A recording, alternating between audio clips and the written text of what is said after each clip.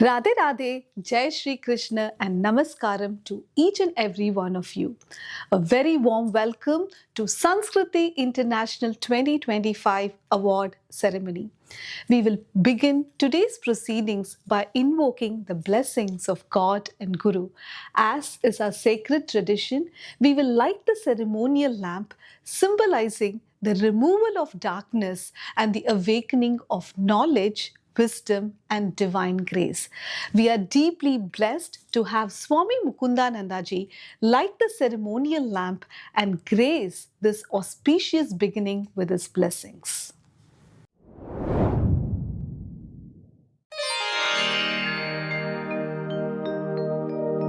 दीप ज्योति परम ज्योति दीप ज्योति जनार्दना दीपों में हरतु पापम दीप ज्योति नमोस्तुते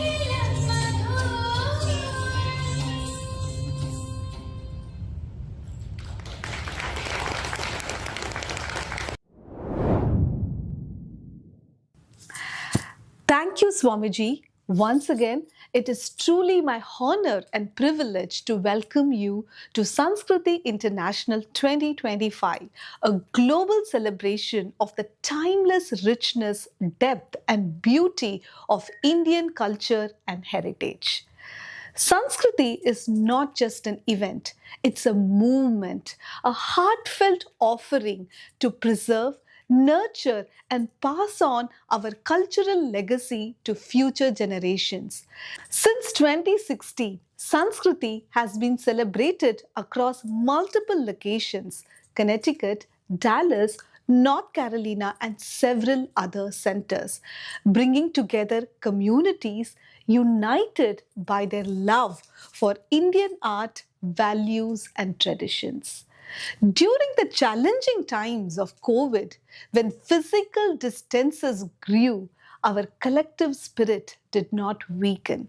Instead, it expanded beyond borders. By embracing the virtual platform, Sanskriti evolved into Sanskriti International, enabling participation from multiple countries across the globe. Today, we stand here with many thousands of registrations worldwide, a true testament to the global resonance of Indian culture. This year, 2025, has been especially remarkable. Sanskriti International witnessed over 800 registrations competing across 30 plus events, with entries coming in from multiple countries around the globe. Each contest was evaluated by around 3 distinguished judges, ensuring fairness, depth, and excellence. In addition, our performing arts category entries, they were presented virtually, where eminent judges not only evaluated the performances but also offered live comments, guidance, and encouragement, making the experience deeply enriching and educational for every participant. At the heart of this journey lies our deepest gratitude and reverence to Swami Mukundananda ji. Swamiji's constant guidance, blessings, and inspiration have been the guiding light behind Sanskriti International. We are eternally grateful to him for nurturing this global platform with such clarity of purpose and depth of vision. And now, friends, we move on to a truly special highlight of the day.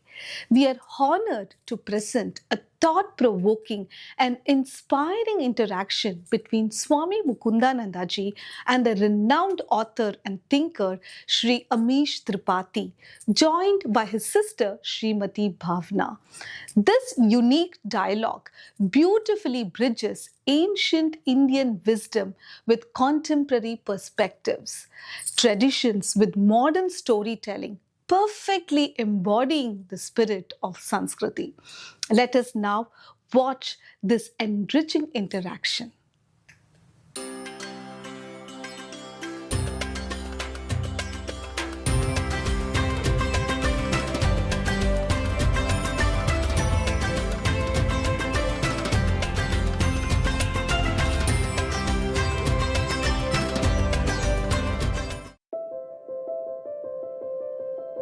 Swami Mukundananda is a global spiritual leader and international authority on mind management.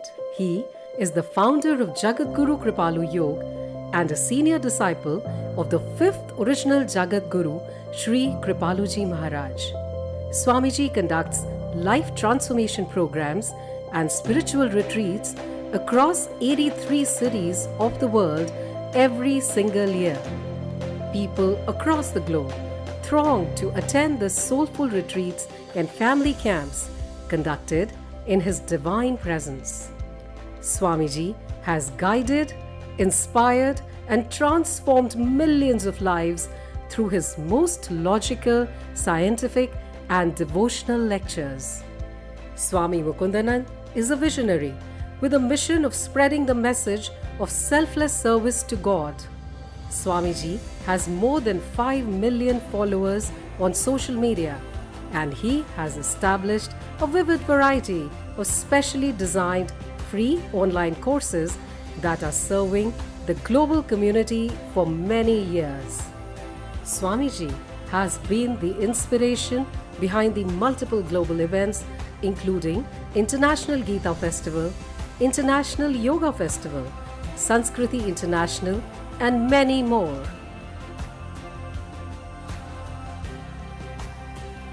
Swamiji has also set up the Jagadguru Kripalu Naturopathy Hospital and the Jagadguru Kripalu University at Orissa to provide quality wellness treatment and education to one and all. The Radhakrishna Temple of Dallas, Center for Indian Culture and Education at Dallas. The Radhakrishna Temple of North Carolina is on 10-acre serene wooded land. And the Radhakrishna Temple of Bay Area provide various avenues and ample opportunities to explore Indian culture and nurture selfless devotion towards God. For the future generations, Swamiji has curated value-based educational programs such as the Bal-Mukund program for children and JKYog Youth Club for the youth. Swami Mukundananda is also a best-selling author of various books. The Holy Bhagavad Gita, The Science of Mind Management, 7 Mindsets for Success, Happiness and Fulfillment, 7 Divine Laws, Spiritual Dialectics, and many more.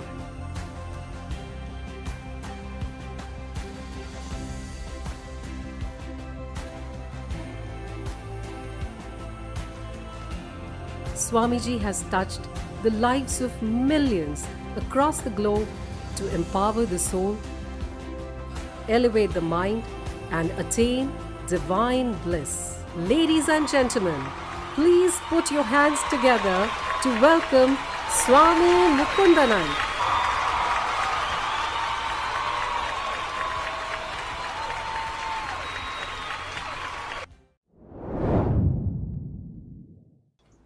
Thank you so much, Swamiji.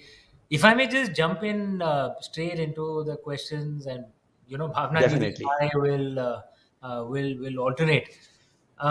So, what do you think it is for those among the audience who may not have had the benefit of reading your book? What do you think it is about the Bhagavad Gita that makes it so practical and easy to understand?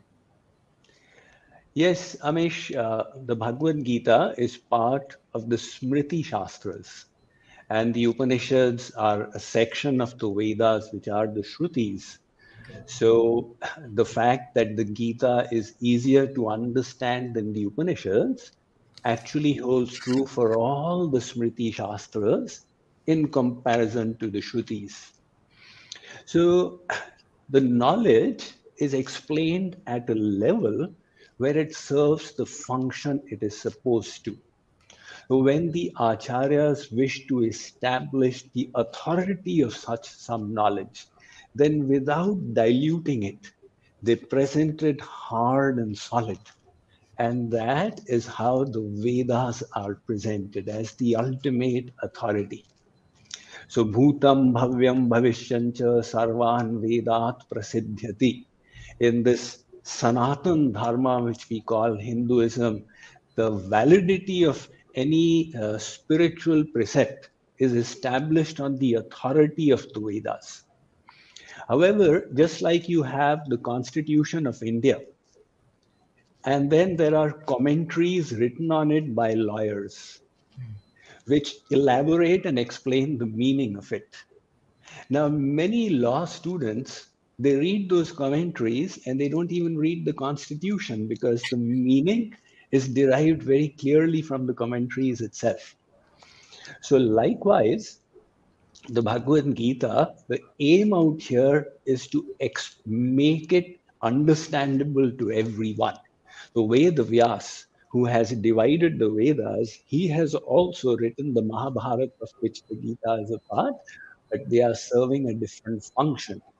Now, the point you're saying about realized knowledge is very true.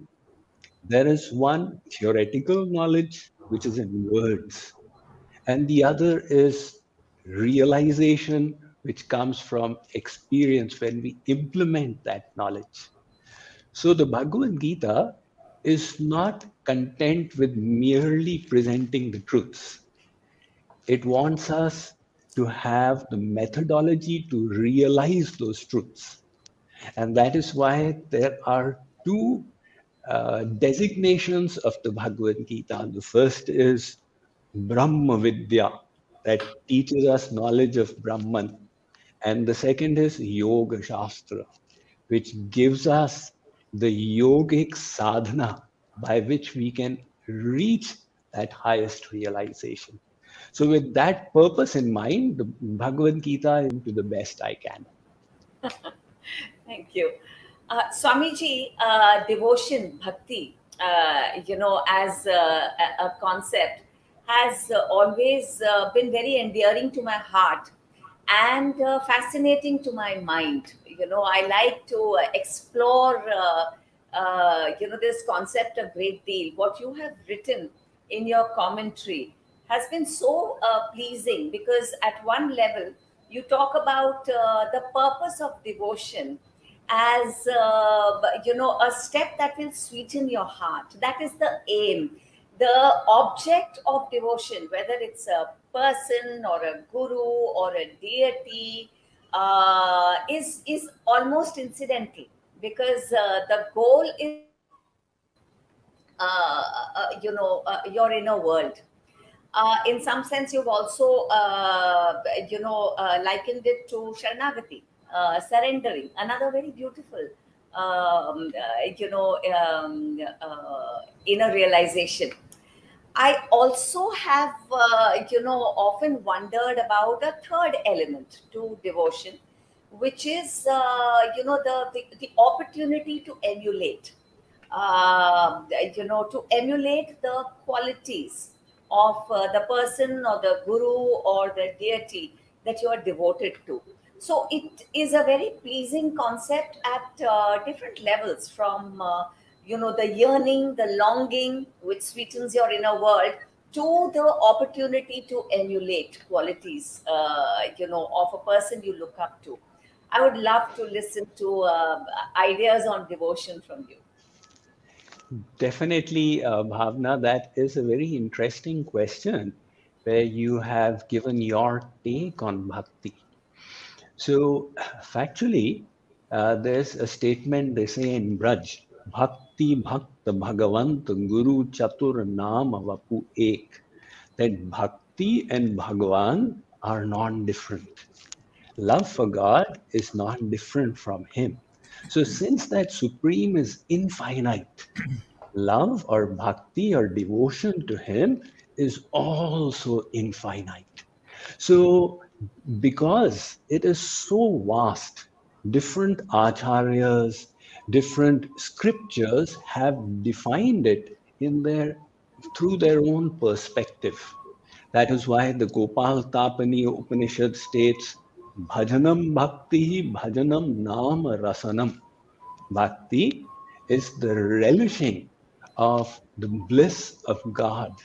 So when you talked about enhancing the sweetness from within, that ties up with relishing that divine bliss. And then we have the definition given by Maharshi Kapil, who was an avatar. So he says, take a look at the holy Ganges. It begins even before Gangotri, from Gomukh, a small little hole in the Himalayas. And it flows incessantly towards the sea to merge into it in the Bay of Bengal at Ganga Sagar. Likewise, he says, when all our thoughts start flowing because the heart has melted towards the Supreme, that according to him is bhakti. And then Jagadguru Ramanujacharya, he said, Prem Yukta Dhyan, meditation that is imbued with love. So, what you have said is imbuing yourself with the qualities of the object of your devotion. Actually, this enhancement of qualities is a natural outcome of bhakti. It's just like the flower begins to blossom. It happens very naturally. Likewise, the devotee doesn't need to struggle to enhance the virtues. As the mind gets purified, all these divine virtues start manifesting in the personality of the devotee to the extent the Ramayana states, Janat tumahi tumhahi vajai.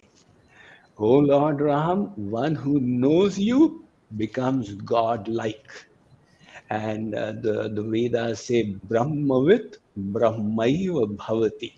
One who knows the Brahman becomes Brahma Swarup. So definitely meditating on the qualities of God or trying to imbibe them within ourselves is an absolutely bona fide and valid perspective on bhakti. Swamiji, if I may come in now, among the most popular, perhaps the most popular of the couplets from the Bhagavad Gita that is known in the modern world is Karmanyevadikaraste ma phaleshu kadachana. And you broke it down wonderfully into 4 sections. That do your duty, do not concern yourself with the result. And the fruit of the actions are not for your enjoyment. And do not have pride in the doership that you're doing. But that doesn't mean that you become attached to inaction. Can you just explain and expand on this a bit more for the audience here? Because the line, perhaps, Swamiji, is absolutely well known, but perhaps the understanding of it is not as deep as it should be. Right. So, you know, Albert Einstein said, if you cannot explain something simply enough, you have not understood it deeply enough. So it's the same out here that these verses, we should have the ability to explain them very simply. And in this verse, Sri Krishna has given the science of work. It is so interesting. A few years ago, for the first time, when I was asked to give a lecture on stress management, so I said, let me ask Mr. Google first. And there were a whole lot of theories being given about how to manage stress. Somebody said you do yoga, somebody said you do meditation, or go for a walk in nature. Now, all that is fine because anything that slows the thinking process would de-stress us. But then I went back to the Gita, to this very verse, which so many thousands of years ago contains the secret of stress-free work. So the Sri Krishna says that Arjun karmane vadikaraste. You have the right to do your work. He is not promoting akarmanyata or laziness. Ma phaleshu kadachana. Do not be attached to the fruits of those works. Now, all the stress we experience is because of attachment to the fruits. Kya hoga, kya hoga, kya hoga. If we give up that attachment, we can work from morning to night without experiencing any kind of stress. So the results are not in our hands in any case. If they were in our hands, everybody would have become a billionaire. Everybody would have remained healthy. So our efforts is just one portion of it. Then there is the karmas of endless past lifetimes that are attached. And the third is the karmas of the people around, the situation itself. And the fourth is the will of God. Sometimes God just wants or doesn't want something to happen. And sometimes it's a matter of luck. You were driving your car absolutely right, and by chance some teenager came and bashed into it. So the results can be due to so many factors. And the spiritual consciousness says the results are not for our selfish enjoyment. They are to be offered to the Lord, consecrated to Him. So, ma phaleshu kadachana. And the third part is ma karma phala heturbhur. Do not think of yourself as the doer of these activities. To credit all the good that you have done to His grace, which makes things possible. That will free us from kartatvabhiman, the pride of doership. And mate sangostu karmani. Don't be attached to non-doing. So the Bhagavad Gita is not a retirement philosophy. It is a manual for action. And that is very nicely encapsulated in this. Wow, Fascinating. fascinating. Swamiji, if I can come from there to the concept of Swadharma, which you speak of very beautifully, Paraswadharma and Aparaswadharma, and one geared focus towards self-realization, the inner world, and the other perhaps to external duties, maybe even mundane things. Now, Swami, the real practical problem that happens is how do we know what our actual Swadharma is? Uh, because often it may be just something your hut pakad li hai, कि भाई, "Nah, this is my Swadharma," and it's not really in alignment with what one wants to do. And people may think that they are living their Swadharma, but are actually not experiencing peace and bliss. What is, in practical terms, what is the way out here? Yes, Amish, this concept of dharma is one of the most complex concepts in our scriptures. So there is so much of differing viewpoints that an ordinary reader would become confused, because Sri Krishna says that yada yadai dharmasya glanir bhavati bharata, Arjun, I come to establish dharma. And then at the end of the Bhagavad Gita, he says, Sarva dharman parityajya mamekam sharanam raja. Arjun, give up all kinds of dharmas and just surrender unto me. People say, look, in chapter 4, you said that you come to establish it. In chapter 18, you're saying, give it up. So the resolution happens when we split up dharma into these two. So one is aparadharma or bodily dharma. And the second is paradharma or spiritual dharma. The dharma comes from the root dhriya, which means dharan karne yogya. Now, when we look on ourselves as the body, then we have a certain dharma. Somebody may be a brahmachari, grihasti, vanaprasti, sannyasi. Based on that, the dharma is defined based on our occupation, our status in life. And that bodily dharma keeps on changing. For a brahmachari, the dharma is look, don't even see the picture of a woman. The guru tells the disciple, you're a brahmachari. And then when the brahmachari becomes 25 years old, the same guru comes and says, look, now get married and stay 24 hours with a woman. Hare Guruji, you were telling me that don't even see the picture. No, now your dharma has changed.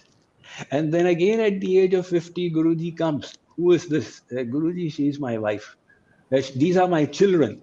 Guruji says, look, Atma doesn't have children. Leave the children, husband and wife, go into the forest. And then again at 75, Guruji comes. Who is this? Hare Guruji, she is my wife. You told me to get married. No, Atma doesn't have any wife. You go and take sannyas, both of you. So throughout this experience, the bodily dharma has changed. And the spiritual dharma is the dharma of the soul. That is unchanging.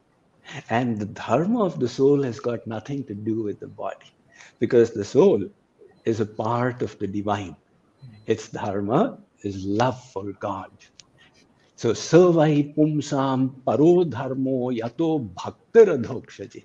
Divine love is the dharma. So, the Brahmachari, Grihastha, Vanaprasthi, they're all engaging in bhakti, all engaging in love for God. Now, the main thing is the paradharma, this adhyatmic dharma. And the bodily dharma, of course, we need to practice our profession. So that is where the confusion arises, which you have mentioned, that how do we know that what we are doing is our own dillagi, or is it my calling to a higher duty? That intention is the most important thing, to inspect our intention and to purify that intention.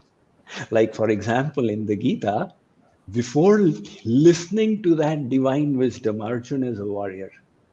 After listening to it, he continues to be a warrior, but the intention changes. Previously, he was doing it for his sake, and later on, he realizes he has to do it for the glory of God. So to develop that pure intention, we need to keep on engaging in paradharma. As the connection gets established, then the work gets consecrated. So when in doubt, we need to ask ourselves, am I doing it for my sake, or am I doing it for the Lord? And we don't need to change our work. I could trouble you with one more question.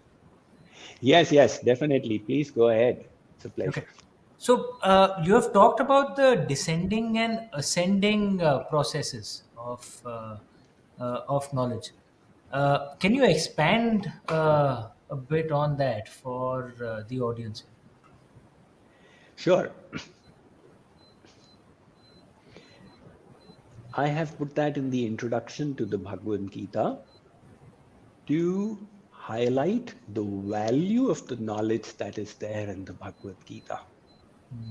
So the difference between ascending and descending knowledge is like this. Supposing we wish to know who our father is, there are two options. Either we go to scientists who experiment with the DNA and then give the best educated guess, but never a definitive answer. Or the second option is that we approach our mother. She is the ultimate authority. So for that knowledge, she is the perfect source. This is descending knowledge. Likewise, if we wish to know the absolute truth, one is that we start experimenting, which is not wrong. That is the basis of science, empirical knowledge. The problem with ascending knowledge is that it takes too much of time. Now, science keeps on evolving. So if we say, okay, I want to reach the absolute truth, they may reach it after 300 years or maybe 1,000 or never. And then the second problem is that theories that were known as the truth earlier, they get overturned by new theories. So you cannot never be sure whether it's a fact or not. Instead of that, if we approach a perfect source, and that source is credible, reliable, we can get the whole truth at the outset itself. And that is where the value and importance of the scriptures comes in. That here is a perfect source of knowledge. So Shankaracharya says, Shraddhasva, Tata Shraddhasva. Look, have a little bit of faith. You want to do it on your own, you're welcome, but there'll be no end. Human life is short. And if you're willing to take a little leap of faith, you have this amazing source of wisdom, which is there in the Vedic scriptures, and it has the power to illuminate you. So that is the value of descending knowledge over ascending knowledge, provided that we are willing to have that element of faith. Wonderful. And we should never claim to know absolute truth, Swamiji, but I think, at least in my opinion, one absolute truth is certainly there, that you explain the Bhagavad Gita and these philosophies like no one else that at least we've heard in modern times. Thank you so much, Amish. Thank you so much, Bhavna. And it's been such a pleasure speaking to both of you. Pleasure, Swami. We are honored. Thank you so much, Swamiji, for your profound insights and for continuously guiding us on this path of wisdom, culture, and higher purpose. Thanks to Amish ji and Bhavna ji for their time and participation in this wonderful event. Friends, the celebration continues. We have an exciting and diverse lineup of events ahead. A special interaction with Sri Ambi Srinivasan, an inspiring session with Aishwarya, granddaughter of the late MS Subbulakshmi Amma, and a captivating interaction with a young and exceptionally talented sitar artist, Anaga Suktankar. Each of these segments reflects the vibrancy, continuity, and depth of Indian culture from legacy to the next generation. And now we come to a very special moment of the evening, the award ceremony. Before we proceed, let me say this very clearly and from my heart. Each and every single participant of Sanskriti International is truly a winner. It takes dedication, discipline, and devotion to step forward and share one's talent on a global platform. So, wherever you're joining us from, let's give all our participants a big round of applause. At the same time, exceptional talent deserves special recognition, and that is the spirit behind this grand and prestigious award ceremony. To all our award recipients, our heartiest congratulations. May this recognition inspire you to soar even higher. We will now pass the stage to Vidya Raghunathan and Ayushi, who will take us through the rest of the awards segment. Thank you once again, and please stay tuned as we celebrate Sanskriti together. Namaste to all our participants, parents, judges, and viewers. Joining us from across the world, this is Ayushi from Indianapolis, USA. Radhe Radhe. On this side, this is Vidya from Melbourne, Australia. And we are your host for the rest of this vibrant Sanskriti International 2025 Grand Finale. Vidya ji, what a blessed start it was. I loved Swamiji's keynote. Yes, Ayushi, absolutely. Swamiji's words were deeply inspiring from the divine wisdom of Bhagavad Gita. And today we are going to celebrate not just talent, but values, discipline, and devotion. Truly, Sanskriti International 2025 has brought together voices, ideas, colors, rhythms, and intellect, all rooted in the rich cultural heritage of India. Each participant, I must say, Ayushi, they have carried this timeless legacy where learning is joyful and excellence is guided by these great values. Right. And today, for them, we have an amazing lineup of experiences featuring inspiring great musicians and artists. We will be hearing Ambi Subramanyam's experiences, young sitar artist Anaga's discipline and devotion for music, and also MS Subbulakshmi's great granddaughter Aishwarya ji. With this spirit, we now begin one of the most awaited parts of today's celebration. What is that? That is the award ceremony. Oh, I can't wait for that, Ayushi. And we are going to begin with a category that reflects focus, devotion, and inner discipline. Yes, And I guess you all guess it right. It's the Recitation Awards, celebrating Shloka and Bhagavad Gita recitation. Welcoming Shubham to announce the awards.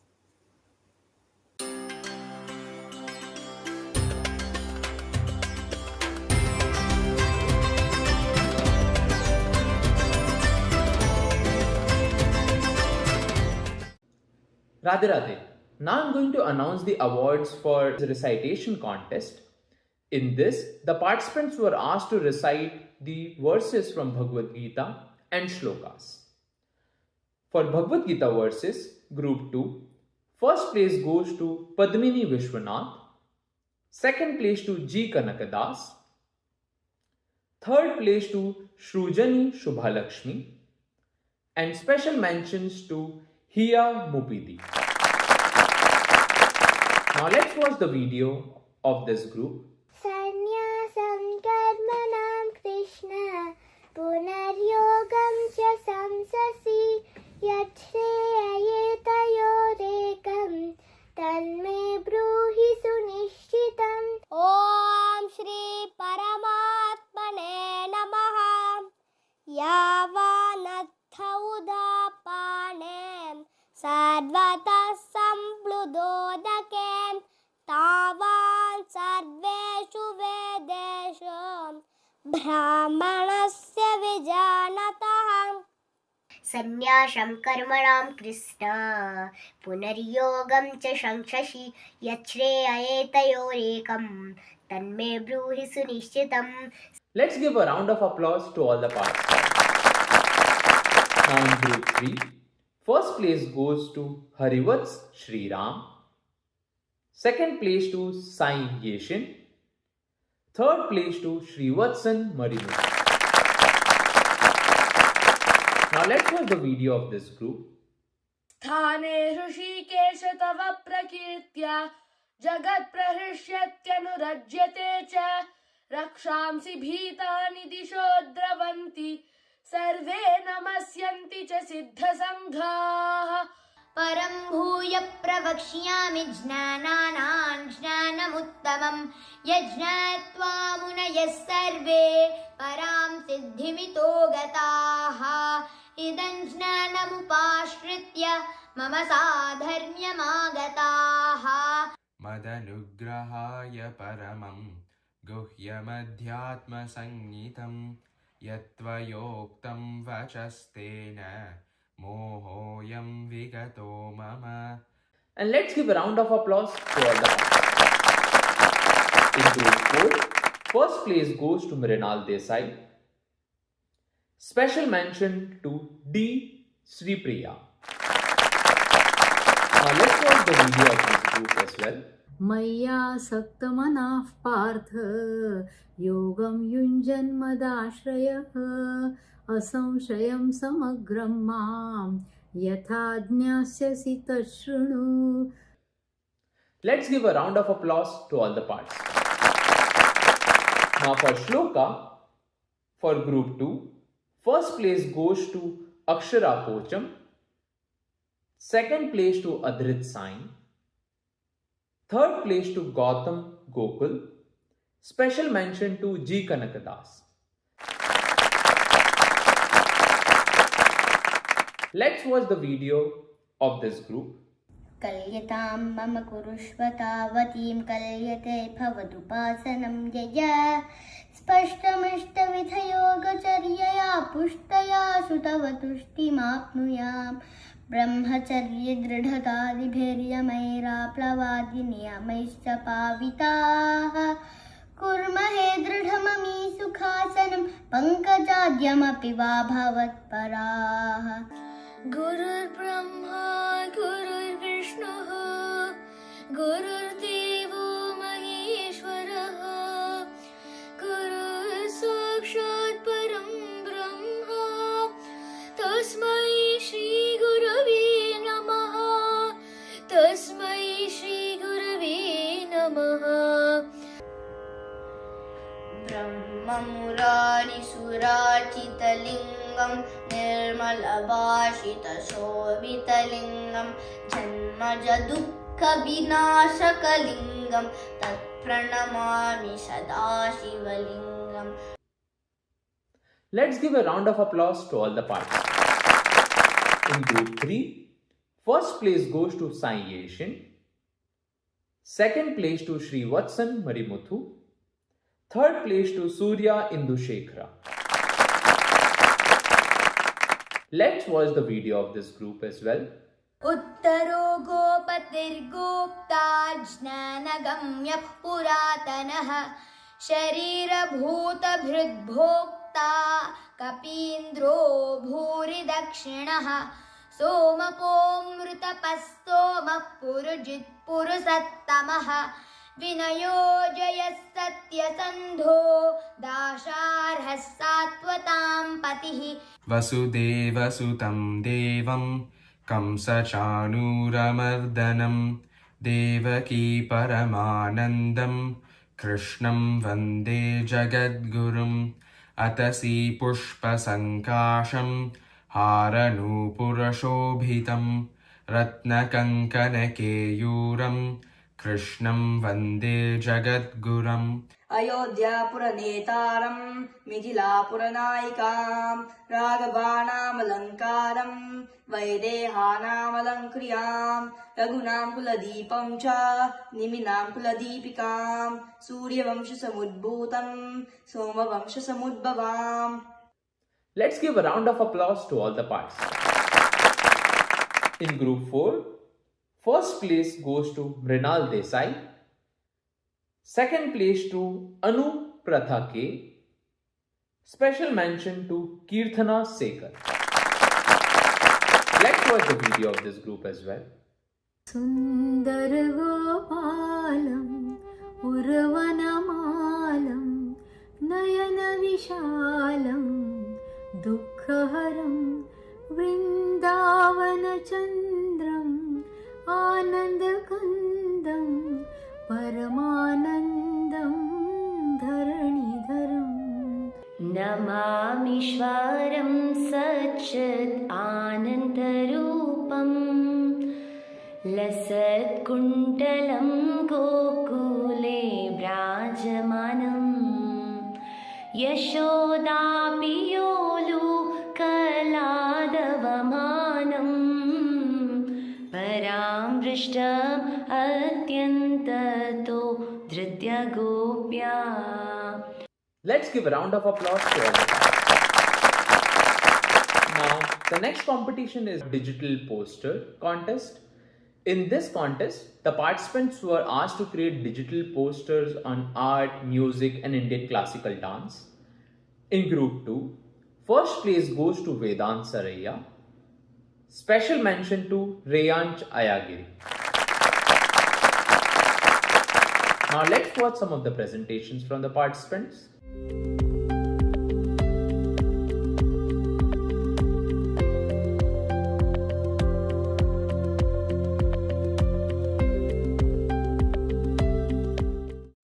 Let's give a round of applause to all the participants. In group 3, first place goes to Avni Donde. Second place to Sri Vibha Srinivasan. Third place to Sri Vatsan Marimuthu. Let's watch the presentation of this group now.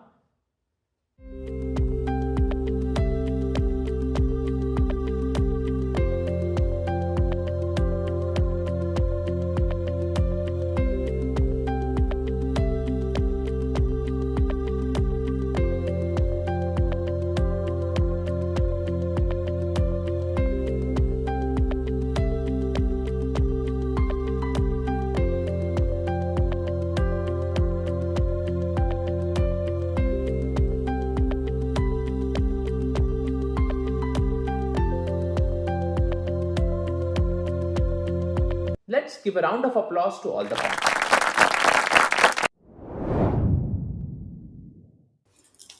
Heartfelt congratulations to all our winners and participants of the recitation contests. The Bhagavad Gita teaches us yoga karmashu kaushalam. Excellence in action is true yoga. and we verily saw that being reflected in the outstanding performance by all our participants. Absolutely. And through the recitation, all our participants have reminded us that our scriptures live on through the sincere voices. Truly, Vidyaji, I personally believe nurturing children with value based learning through shloka and teachings from Gita can play a beautiful role in shaping their lives. No, that's very well said, and absolutely right, Ayushi. It definitely makes such a positive impact on their growing personality. Right? Bal-Mukund by JKYog, I must tell you, Vidyaji, has offerings like Gita and Shloka classes, which brings young mind closer to our culture, helping them not just to memorize the verses, but instead also finding meaning in them. Wow, that's amazing. Thank you, Aishi, for sharing about our Bal-Mukund program with our audience. And I'm sure our viewers will take advantage of this wonderful opportunity that will sure nourish not only the confidence of their child, but have a positive impact on their growing personality and emotional intelligence as well. Truly, I hope so too, Vidyaji.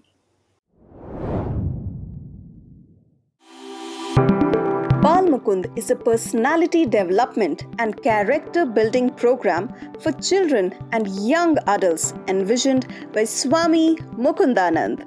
It is a holistic program for physical, mental, emotional, and spiritual upliftment in children between the ages of 5 to 15.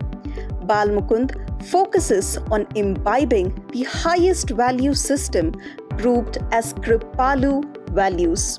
These values include kindness, respect, integrity, perseverance, accountability, love for God, and the unassuming nature of humbleness in children to bring triumph and success in their life. The Bal-Mukund curriculum includes yogasanas, pranayam, meditation, shloka, and prayer recitation. These bring tremendous benefits to the lives of young children by enhancing flexibility, strength and balance, reducing stress and anxiety, boosting their focus and concentration, and developing mental health. The Bal-Mukund imparts Vedic knowledge based on the rich Indian cultural heritage and the eternal Vedic scriptures. At Bal-Mukund, we learn shlokas, inspiring stories, and Kripalu values. I also enjoy Bal-Mukund summer camp, and this is something that I painted while I was there. In all, Bal-Mukund is a very fun class, and I recommend it to every child. Swamiji has authored numerous children's books offering a plethora of wisdom such as the Mahabharata, Ramayana, My Best Friend Krishna, Essence of Hinduism, Saints of India, Inspiring Stories for Children, Healthy Body, Healthy Mind, and the recently published My Wisdom book encompassing shlokas, mantras, wisdom nuggets, to name just a few. Even the Indian consulate at the United Kingdom has embraced the Bal-Mukund books to introduce teachings and insights from the rich Hindu culture into their school system. Bal-Mukund offers multiple in-person classes across various centers of the US and India. The Bal-Mukund program also offers online classes such as the Bhagavad Gita class, language classes, meditation, shloka study classes, and Bal-Mukund core classes. I'm so glad I decided to start joining Bhagavad Gita classes because of how much it has helped me throughout my school life and my personal life. अब मैं हिंदी में बोलना, लिखना और पढ़ना सीख गई हूँ। My favorite part is learning Leelas of Lord Krishna and learning shlokas. Join the Bal-Mukund program and help your child uncover the infinite potential for future greatness. Under the vast umbrella of Bal-Mukund, these little beings grow into adults with hearts filled with love and reverence for God.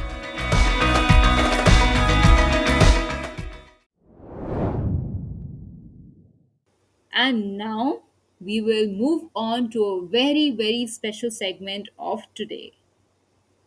Yes, we are honored to present an interaction with Sri Ambi Subramanyam, a distinguished and an inspiring voice in Indian performing arts. Let's, Let us listen to his experiences, thoughts, and message for all our Sanskriti participants. I would like to welcome Shambhavi to have an interaction with Ambiji.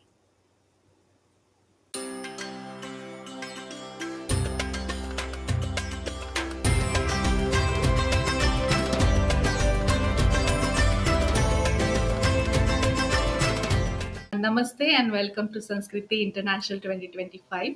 We are honored to have with us today Sri Ambi Subramanyam, one of the India's leading violinists, trained from very young age by his father and guru Dr. L. Subramanyam. Ambiji has performed across the world, explored Carnatic, Western, fusion music.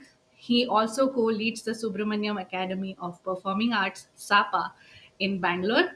And through SAPA in schools, he has helped bring structured education to thousands of students for music. And Ambiji, it is a great joy to have you with us today. And welcome to the family. And I'm very excited to have this discussion with you today. Thank you so much. Thank you for having me here. Very excited to be here. Yes. So, very first question I have for you is, since childhood, you have learning and pursuing music, and you have a very strong background from your family as well for this. So, what made you take this very path for your career? And were there any moments that you also considered different paths or different directions for your career? Well, firstly, I think there was a lot of music at home all the time because, of course, my parents are musicians, and a lot of my family members are musicians as well. But I think that environment of meeting different people, meeting some of the great artists that you would hear maybe in an album or maybe see on stage. You get to kind of meet them before and see how they kind of approach their music, approach their life. All of that were big inspirations for me.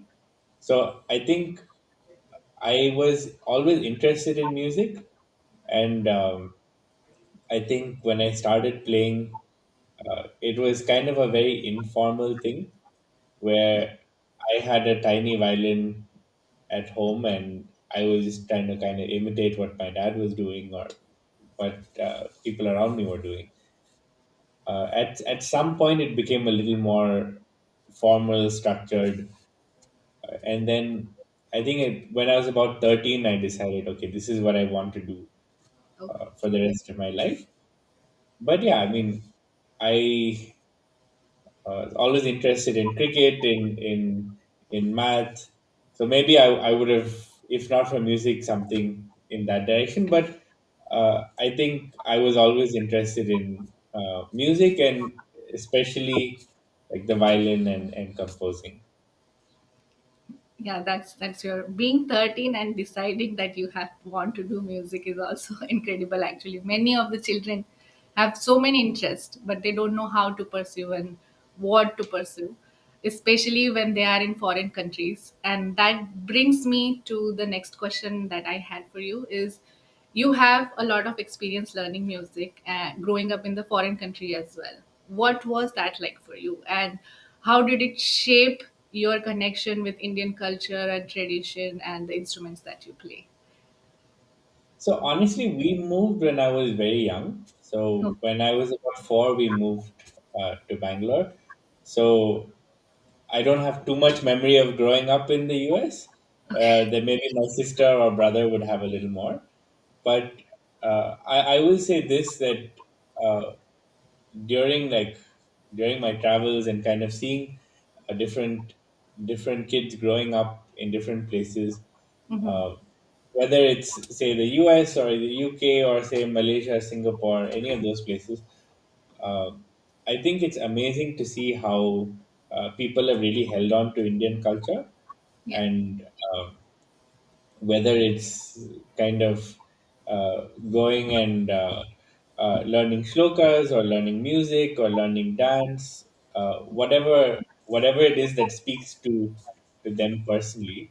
I think it's amazing that they've been able to do that, and and I think in different places also, um, it's nice to see that they're holding on to their culture but also assimilating with whatever country or culture they are in.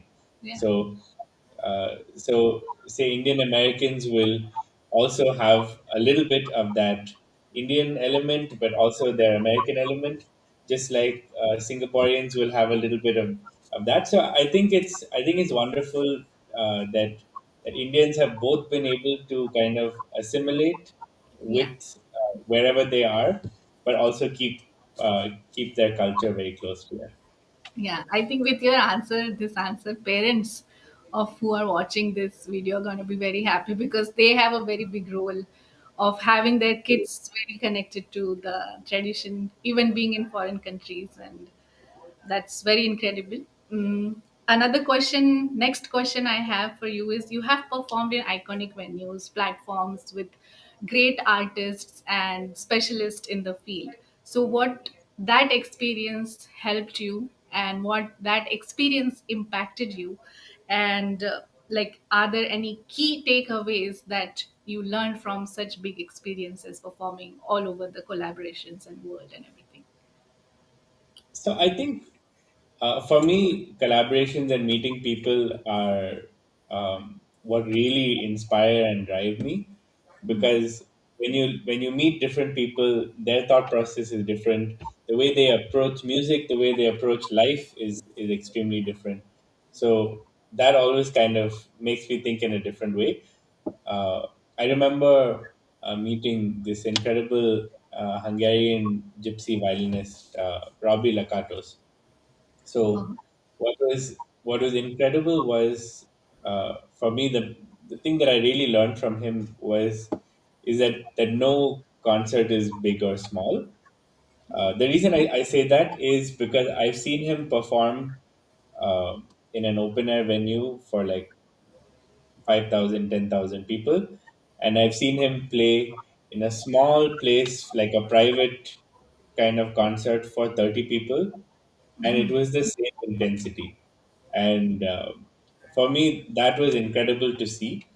Uh, so I think so things like that. And I remember meeting this amazing Norwegian tuba player, Øystein, and then he was talking about the struggles that he had because the tuba essentially isn't a solo instrument. It's an instrument that's normally at the back of the orchestra, not given too much prominence. But he was the first tuba soloist in the world, and he was talking about his struggles and how he came up. And so I think it's very inspiring to see great artists uh, kind of break down what they've done, and you also when you see the kind of work that they put in backstage, um, I find that very inspiring. So when I was, I mean, much younger, also I kind of was lucky to see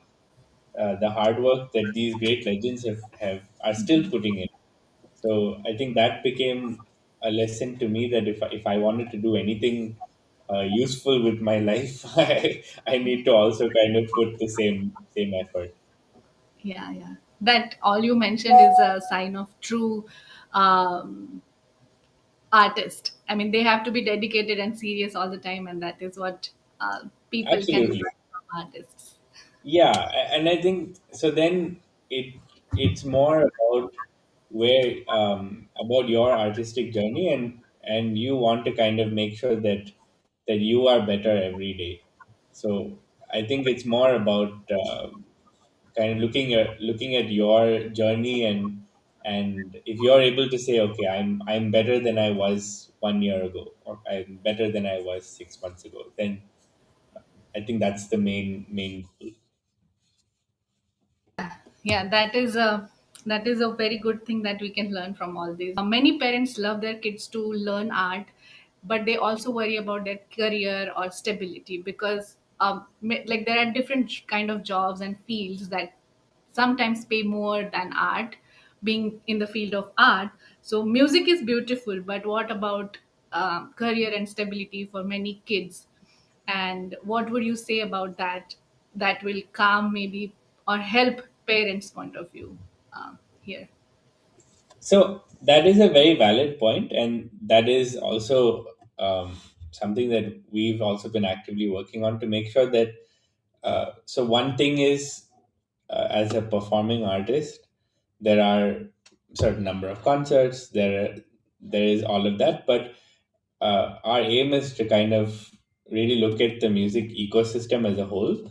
So a lot of times there are jobs that people may not think of immediately. So like there's plenty of scope for good sound engineers, for good managers, for music educators. So there are a lot of things that are not necessarily only music performers. But having said that, uh, when when somebody is deciding whether to become a musician or dancer or any of that, I believe it's a very personal choice, and there's no right answer. And this is something that I tell my students as well, that it's not my place to tell somebody you must do music, or you must go get a better paying job, or you must do some kind of uh, combination of the two. I think ultimately it's a very personal thing, because you have to live with whatever decision you're making. So if you're able to kind of sustain yourself, if you're able to be happy, if you're able to um, kind of look at the path that you've taken, and live that with no regrets, then I think that's what you can ask for. And I don't think it's anybody else's place to say that you should be doing this or you should not be doing that. That's a really good answer, because this is going to help many parents, because kids show a lot of times love towards this performing arts, but then sometimes parents have this worry in their head, like what is going to happen in the future, what about the career and financial status and everything. I mean, But to that point, the world and is changing so much that nobody yeah, really knows what jobs are going to be there in 5-10 years. exactly. So Yeah, that's for sure. yeah, so a lot of times uh, you don't necessarily have to do one thing. Hmm. Uh, a lot of kids with multiple interests, uh, say either like doing tech in music, or saying doing design and dance. Uh, I mean, a lot of times when people have these unique passions and they're able to bring it together, they're able to create a niche for themselves, and they're able to create something special that maybe somebody else won't be able to do, because they don't have those two or three things that they brought together. Yeah, yeah. I think as you mentioned, it's music is not only about performing the music. It's about composing, technicality and sound engineers, as you mentioned. So the people who might not have some ideas about this is going to be very helpful for them, because they will know it's not about only performing music or performing dance. It's going to be like you can do a amalgamation, or you can learn different things like choreography in dance, for example. So yeah, this is gonna help. And thank you for this answer, which is very helpful for all the kids and parents who are gonna watch this. One more question. So I'm also Indian classical dancer. I learned Bharatanatyam. So sometimes I perform that. I have not been able to pursue it as a career, but I have had some experiences where my performances did not go as I wanted, or I was somewhere disappointed in my performance. So from a artist point of view, I wanted to ask you a question. Have this ever happened to you, like you wanted to perform in a such way but it didn't go that way, or the anticipated or expected way, and how did you cope up with that? Or how did you what did you learn from that particular incident, if you want to share that experience with us? Well, I think that happens a lot, to be honest, because you always go in with a lot of ideas. Some work, some don't. But I genuinely believe in like really going for it. So if you're kind of pushing yourself and challenging yourself, uh, then there will be things that maybe you do, maybe some you don't do very well, and I think that's part of the fun. To be very honest, because I actually remember, I'm going to actually flip it a little bit, and I remember this concert where it was a short concert, and in my mind I was like, okay, I don't want to make any mistakes today. I want to kind of go and whatever I've planned, whatever I've practiced, I want to go, and I don't want to make any mistakes. And I actually felt that I was able to do that in that concert. So I was quite happy that okay, there were no pitching mistakes, no bowing mistakes, all of that. And then I got a chance to hear the concert, and it was really really boring. Because then I realized that it was boring because I wasn't trying anything. I wasn't like going for something uh, that I so whether the audience knows what your plan is or not, sometimes that spark is created when you are really pushing yourself. So I think so when you're in a situation where you feel that you may be able to reach there, you may not be able to reach there. You tried five things, three of them came off, two of them didn't. I think that's a nice space to be in. So if as a performer you finish your concert and uh, you immediately get off stage with 10 new ideas, that's the best space to be in. Lastly, finally, for our all the family of Sanskriti International 2025, there are so many kids and their parents who want to pursue their career or who want to stay connected with performing arts like dance, music, speech, or any kind other kind, or playing instruments, and learning traditional instruments from different cultures. So for you, after, like, finally, what would be your piece of advice or message that you want kids, or the children, to remember when they pursue their journey in their life in this direction? I think a couple of things. One would to constantly work on your skill. So whatever that skill is and whatever you're passionate about, to keep working on a particular skill and to try getting better and better at that, because you don't know what opportunity will kind of present itself. uh, Something very cool could just come up, and then at that point you won't be able to say, okay, give me 6 months, I need to practice. So uh, so I think if you're continuously working on your skill, if something cool comes up, then you'll be able to make use of whatever opportunity that is there. And I believe a lot in uh, communities. So if you're interested uh, in Carnatic violin, then find find a community of Carnatic musicians, find a community of violinists. If you're interested in dance, find dancers that will make you better and make you inspired, and that will help you. So I think, uh, yeah, finding a community is can really, really, really help motivate you, push you, and make you into a better artist. Thank you, Ambiji. This is a really good point you mentioned. And also through this Sanskriti International, we are trying to bring all the like all the art forms and the cultural traditional touch together. So I'm sure people and parents especially are going to have such communities to to be in touch with. And this has been an incredible discussion with you about performing arts and your journey.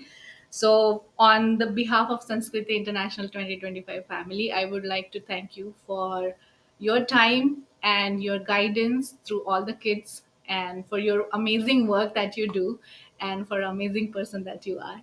And Thank thank you so much for being such a gracious personality today. And I personally learned a lot from this discussion. So this is going to help me as well as an artist. Thank you very Awesome. much. And yeah, thank you for your time. Thank you. Thanks for having me.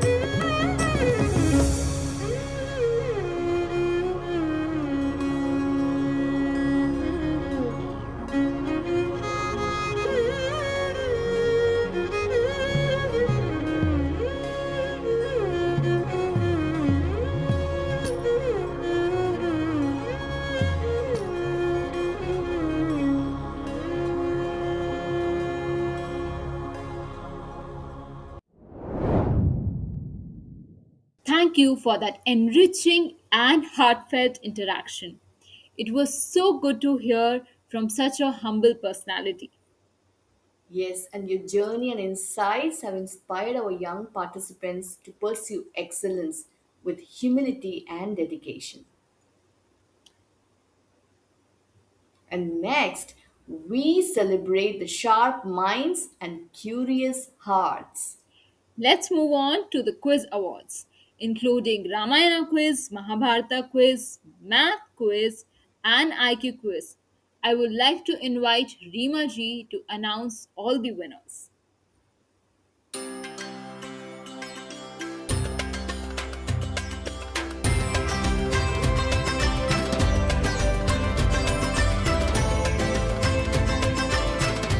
We are moving to the quiz contest now.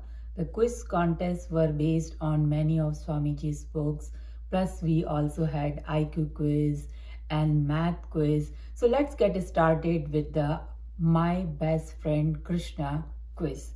This quiz was based on one of the Swamiji's bestseller for kids. So kids who are under the age group between 5 to 10, they participated in it. And the winners for this category are Kunj Gupta, first prize winner. A special mention is Nandini Ravi Shri. Please give them a big round of applause with me. Mahabharata quiz is based on one of the Swamiji's bestseller book for the age group 11 to 19, group 3.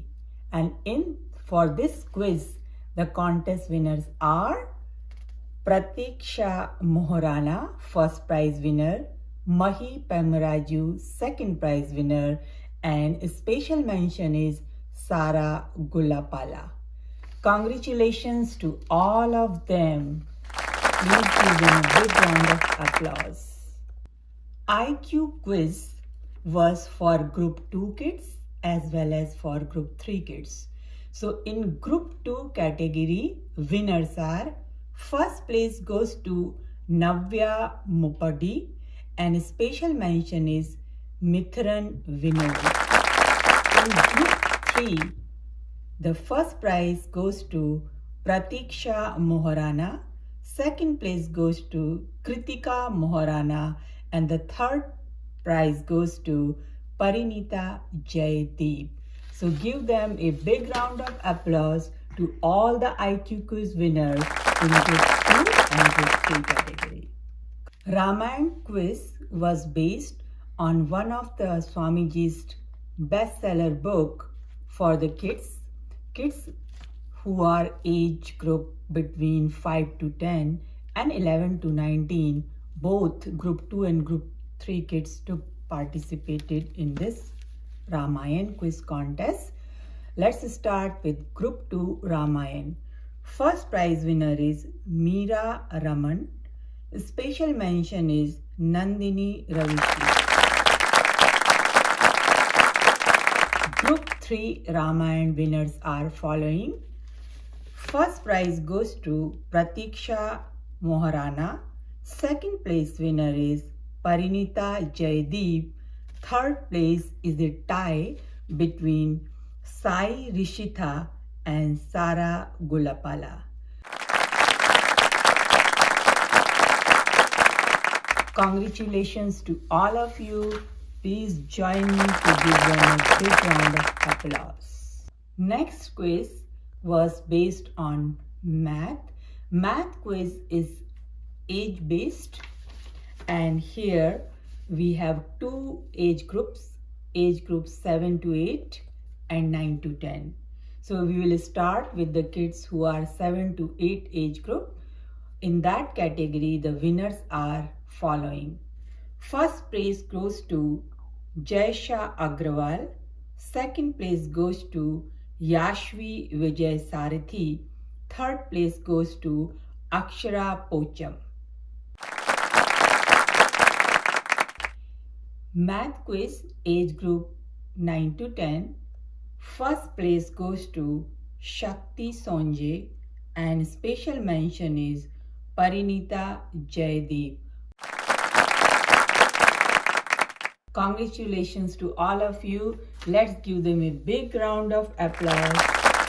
Congratulations. Congratulations to all our quiz winners and participants. From ancient epics to logic and mathematics, you showcased clarity, curiosity, and confidence. Very true. Amazing job, and may your pursuit of knowledge always be guided by these great values from our scriptures. Absolutely, Vidyashri. And I must say, our audience to stay hooked because soon we are going to have an interaction with Anaga. But for that, our next category celebrates power of thoughts and expressions. Yes, and that is creative writing, speech, and strategy contest. Please join us as Siddharth will be announcing the winners of these contests.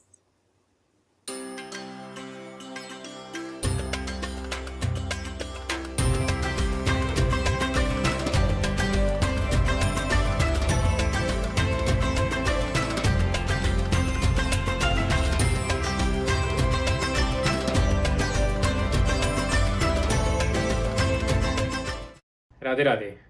Now we are going to announce the winners of the creative writing contest. In group 3, taking the first place is Anya Trihan. Taking the second place is Surya Indushekara. And having a special mention is Aditi Giradi. Congratulations to all the winners. Now moving on to group 4, taking the special mention is Priyanka Trehan. Congratulations. Now moving on to the strategy category. The first contest that we have is the Lego contest. In group 2, taking the first place is Shreyan Mandal. Taking the second place is Atharva Bharani. And having a special mention is Mitran Vinod. Congratulations to all the winners. Now, let us watch some glimpses of the performances of our participants. So today I made a Jagannath, Subhadra, and Balaram's swan chariot. It has a bench that they all sit on, a horse that pulls it, and wheels. Two special things about my chariot is this. So this is like something that pulls the horse rope instead of holding it. So you can make the horse closer or farther using that. And in the back, if there is no horse, then you can use this backup engine, which is like a motor, so it'll go if you don't have the horse here. We have the bathroom. It says bathroom right here, and then here a person's going to the bathroom. Here it says parking lot and then this car is here, and it says stop right here. This car goes all around the world, so they ask people if they want to come to Fun City, and if they say yes, they come in this car, and the car drops them at Fun City. Now, moving on to group 3, taking the first place is Sri Vibha Srinivasan. Congrats. Now, let us watch some glimpses of the performances of our participants.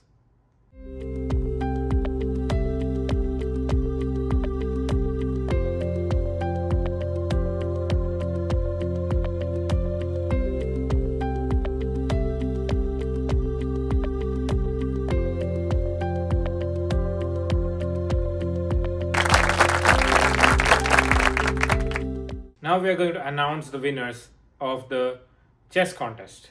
In group 3, taking the first place is Snitik Vinjamuri. Taking the second place is Manish Upadhyay. And taking the third place is Aryan Morisetti. Congratulations. Now, let's announce the winners of the impromptu speech contest. From group 2, taking the first place is Arjun Badal. Taking the second place is Tarun Tripathi. And taking the third place is Meera Raman. Congratulations to all the winners. Now, moving on to group 3, taking the first place is Arjun Rautroy. And taking the second place is Anvita Rautroy. Congratulations. Now, let's announce the winners of the prepared speech contest. From group 2, taking the first place is Akshara Poocham. Taking the second place, Yashvi Vijaya Sarthi. And taking a special mention is Hiya Mupidi. Let's congratulate all our winners. Now, let's enjoy some glimpses of the speeches from our participants. Today I want to share what I love most about India. India is my family's homeland. Even though I lived my whole life in the US, India is a big part of who I am. At home we speak both English and Telugu. My parents teach me words in Telugu and Hindi. I think that's really cool because not everyone can say hello or good morning in two languages. India is a peninsula. It is surrounded by water on three sides. We have the Arabian Sea on one side, the Bay of Bengal on the other, and the Indian Ocean at the bottom. This is like India giving a big hug to the ocean. This gives us beautiful beaches and connects us to the world across the water. As Mahatma Gandhi once said, in a gentle way, we can shake the world. Now, moving on to group 3, taking a special mention is Hari Harsh Ranjan. Congratulations. And now moving on to group 4, taking a special mention is Anuprata K. Congratulations. Now, let's go on to the Telugu prepared speech contest. From group 3, taking a special mention is Sai Yashin. Congratulations. Now, moving on to the Tamil prepared speech contest. From group 3, taking a special mention is Pavitra Shankarji. Congratulations. Now, moving on to group 4, taking a special mention is Anandi. Congratulations.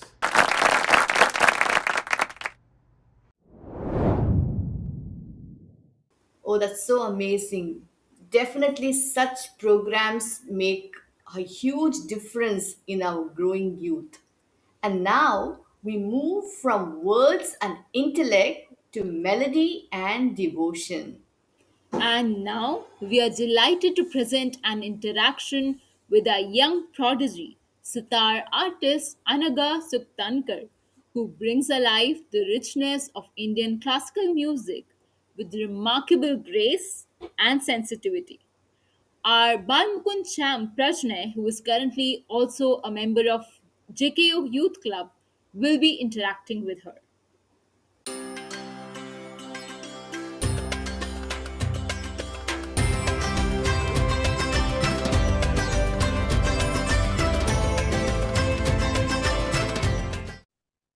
Radhe, Namaste, hello, and welcome to Sanskriti International 2025.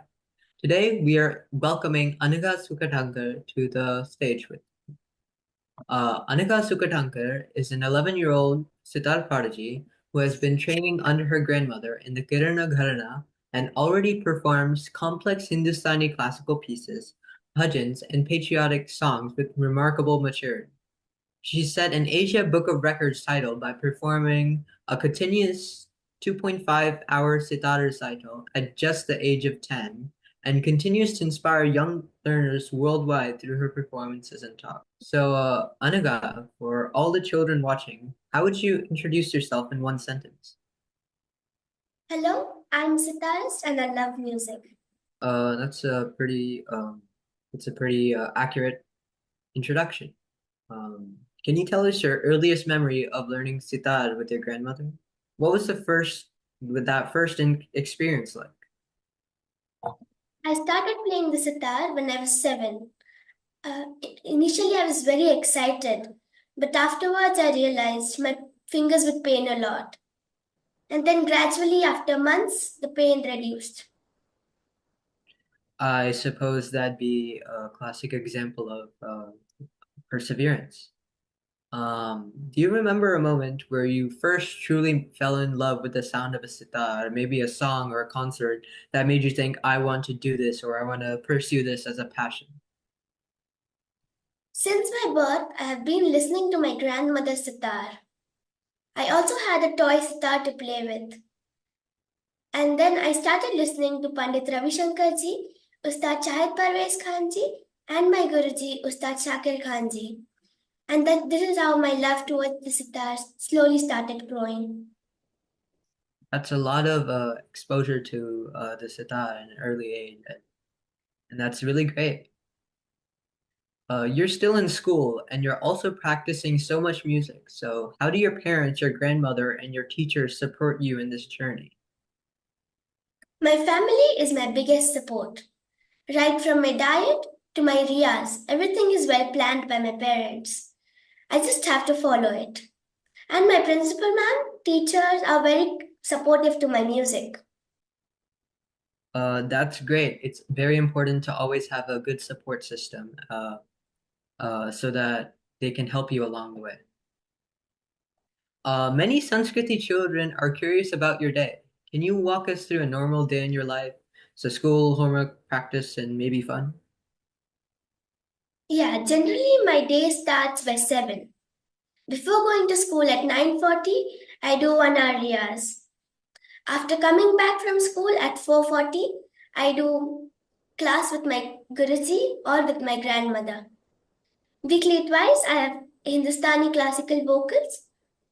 Evening, I do a little bit of fitness and a little bit of games with my friends in the park for about half an hour. Late evening, I do 2 hour riyas, and that's how my day ends. That's a lot of practice, but it's also well balanced with fun and studying. In this vein, on some days you might feel tired or not in the mood to practice. What makes you still sit down with your sitar on those days? Yeah, on some days I do feel tired and watching TV for long hours, playing with friends together.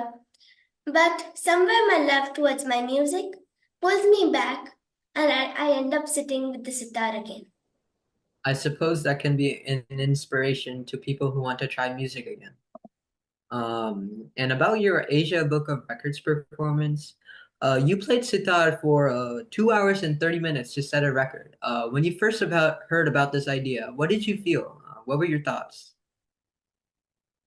To be frank, I was blank when I heard this for the first time. I just focused on my riyaz time, and that's how I could complete my task patiently. Wow, so you kind of like built up to it? Okay, so how did you prepare yourself for such a long performance, and did you feel any nervousness at any point during it? And what did you tell yourself in that moment? Yes, maybe after 1.5 hours, my restlessness increased inside. So, to motivate myself, I told that just 1 hour remaining, half an hour remaining, only 15 minutes remaining. That's how I pushed my limits and I could complete this task. I suppose if you put your mind to any task, you can always be sure that you will complete it. Yeah. You play bhajans, patriotic songs, and classical rock. So how do you decide what to learn and perform next? To be frank, everything is well planned by my parents, what I should play. I just have to follow it and do riyas. Rest all is taken care by my parents. That's great. Who are some of the artists or people that inspire you the most? They can be musicians or even non-musicians, and why? Pandit Ravi Shankar ji, Ustad Shahid Parvez Khan ji, and my Guruji, Ustad Shakir Khan ji. These are my role models. One day I'll aspire to be like them. Means play like them. This is my dream. Yeah, that's a very great dream, and I know that they're very great musicians, and there's no doubt your name would be out there among the world just like they are today. All of us make mistakes on stage or in recordings. So when something doesn't go well in a performance, what do you usually do afterwards? Every performance is dynamic and challenging. Hence, it is a continuous learning process. I always try to give my best in every performance. If anything goes wrong on the stage, I keep myself cool and try to adjust to the situation accordingly.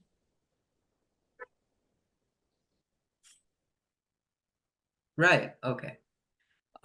Many children in Sanskriti are doing dance, singing, art, speech, and more. What is your message to them about practice and patience? Whatever you love, music, art, sports, speech, or anything else, just do it with joy and confidence. Don't worry about being perfect. Just believe in yourself. I suppose believing in yourself can really help you get very far. What would happen to be your favorite rag to play right now? Rag Jokams. Oh. And one bhajan you love performing again and again? There are many, but Mahaganapatim. Oh. And what's one non-music hobby you enjoy? Mandala art. All right, I think that's all for today. Thank you for joining us, Anaga. And thank you for listening to Sanskriti International 2025. Thank you. Thank you. Thank you.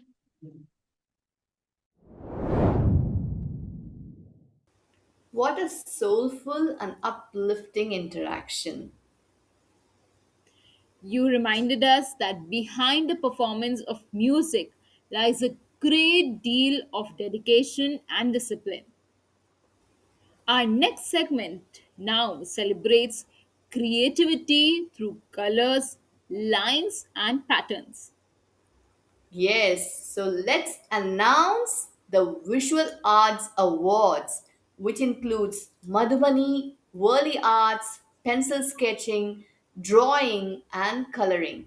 Passing it on to Dr. Rajan Mishra to announce the winners. Wow, so many vibrant contests.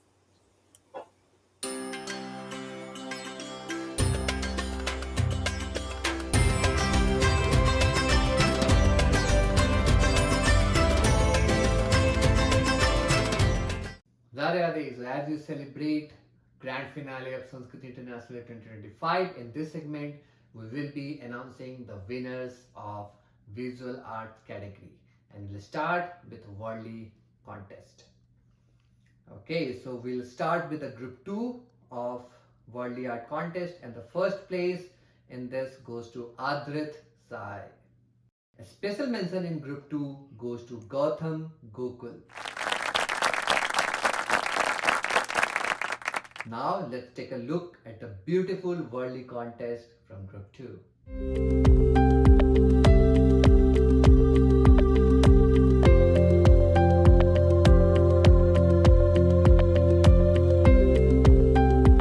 Congratulations to all the winners of group 2 Worldly contest. Moving on to Worldly art contest group 3. The first place in group 3 goes to Pratikshya Moharana. A special mention in group 3 goes to Hiranyamai Suresh. Another special mention in group 3 goes to Nihira Ayagri. Let's now enjoy the winning Worldly artworks from group 3.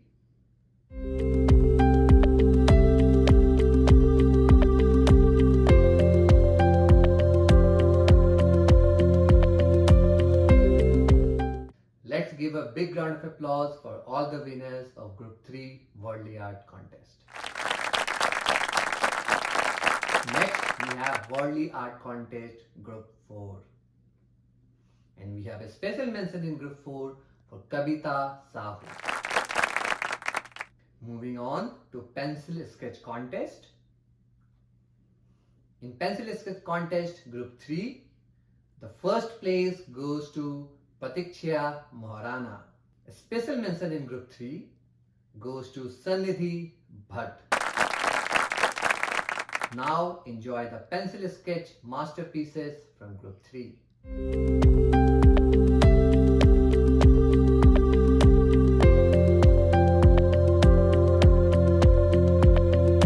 Congratulations to all the winners of Group 3 Pencil Sketch Contest.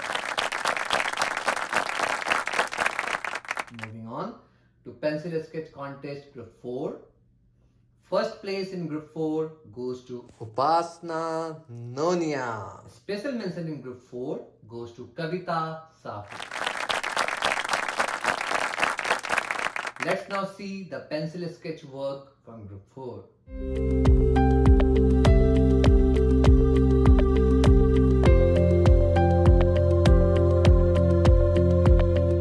Congratulations to all the winners of Group 4 Pencil Sketch. Moving on to Madhubani Art Contest. Madhubani Art Contest Group 2 winners. First place in Group 2 goes to Adrit Sai. Let's appreciate the Madhubani artwork from Group 2.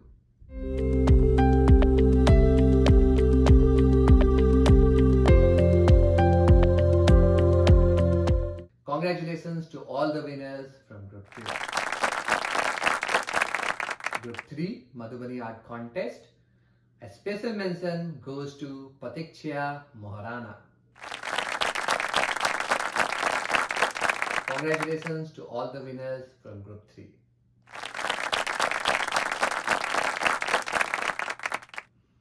Now for Madhubani Art Contest Group 4, a special mention goes to Kirtana Sekar.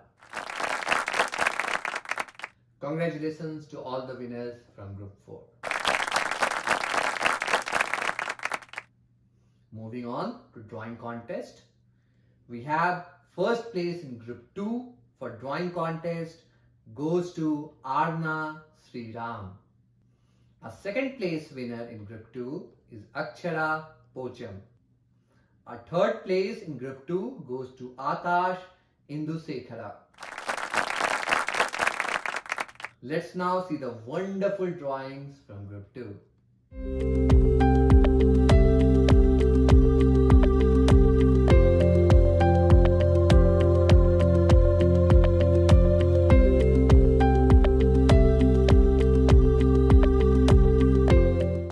Congratulations to all the winners from Group 2.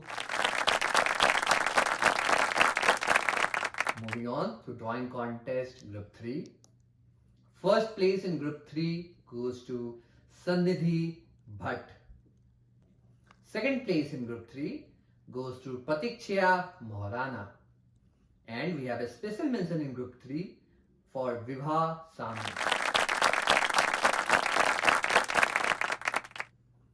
Let's take a look at the expressive drawings from Group 3.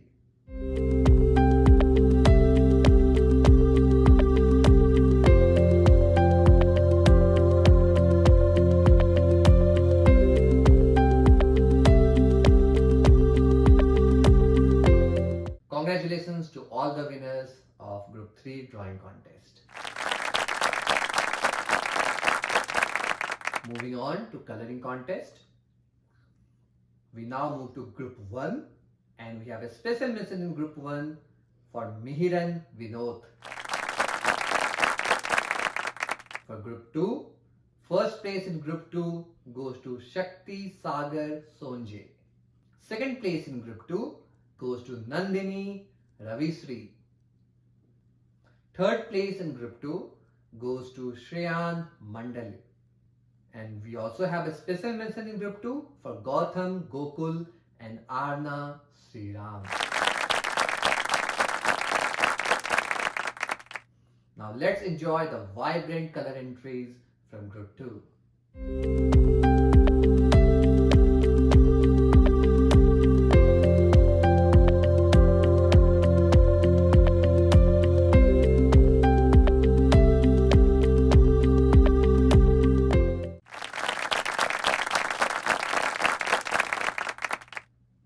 Moving on to coloring contest, Group 3. First place in Group 3 goes to Sai Rishit Srika Kolapu. Second place in Group 3 is Hansini Vishwanath. And the third place in Group 3 goes to Satvika Vinjamuri. Now let's see the beautiful color artwork from Group 3.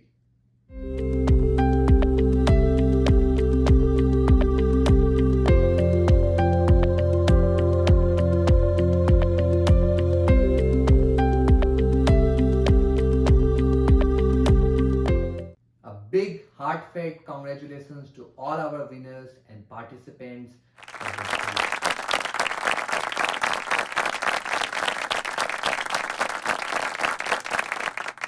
Radhe Radhe, that's all for visual arts category. Hope you enjoy the rest of segments from Sanskrit International 2025. Congratulations to all our talented visual artists. Each artwork reflects patience, imagination, and deep observation. Verily, Vidyaji, I agree with you 100%.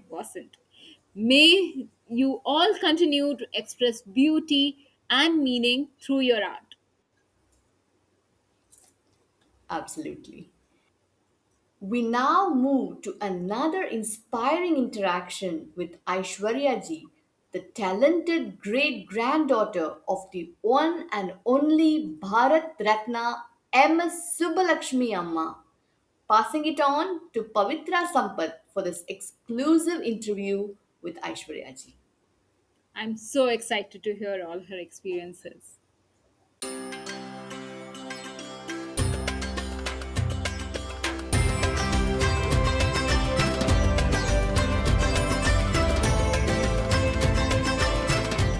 Radhe Radhe everyone. We're excited to welcome our special guest for today in this segment. I would like to start by giving a quick introduction.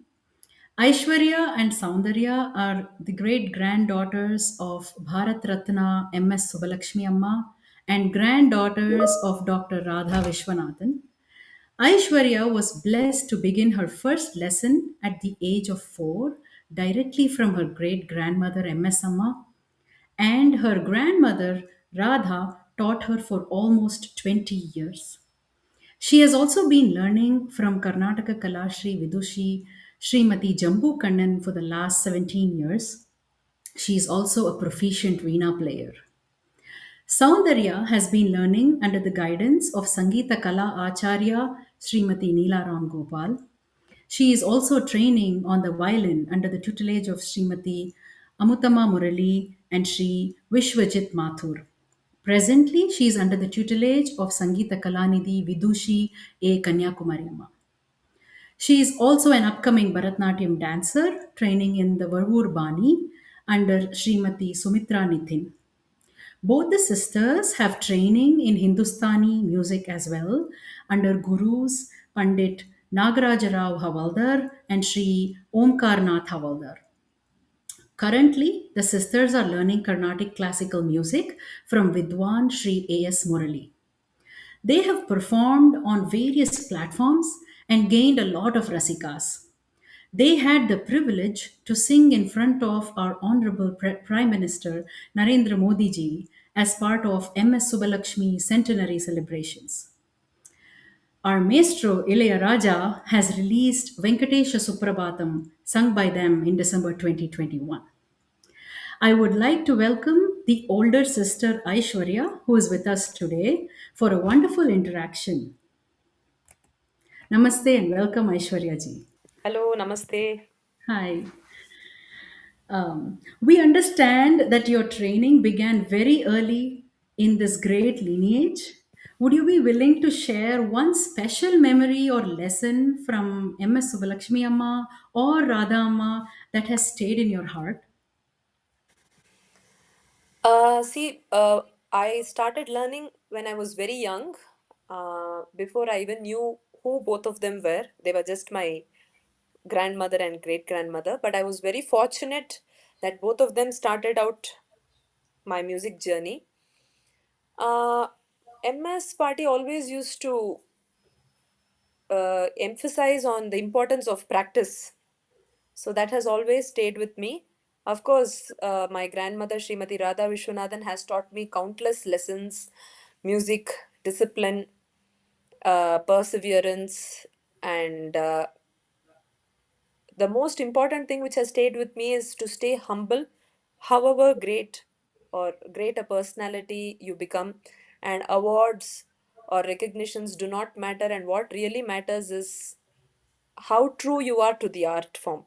So I think that's the most important lesson. Oh, wonderful, wonderful.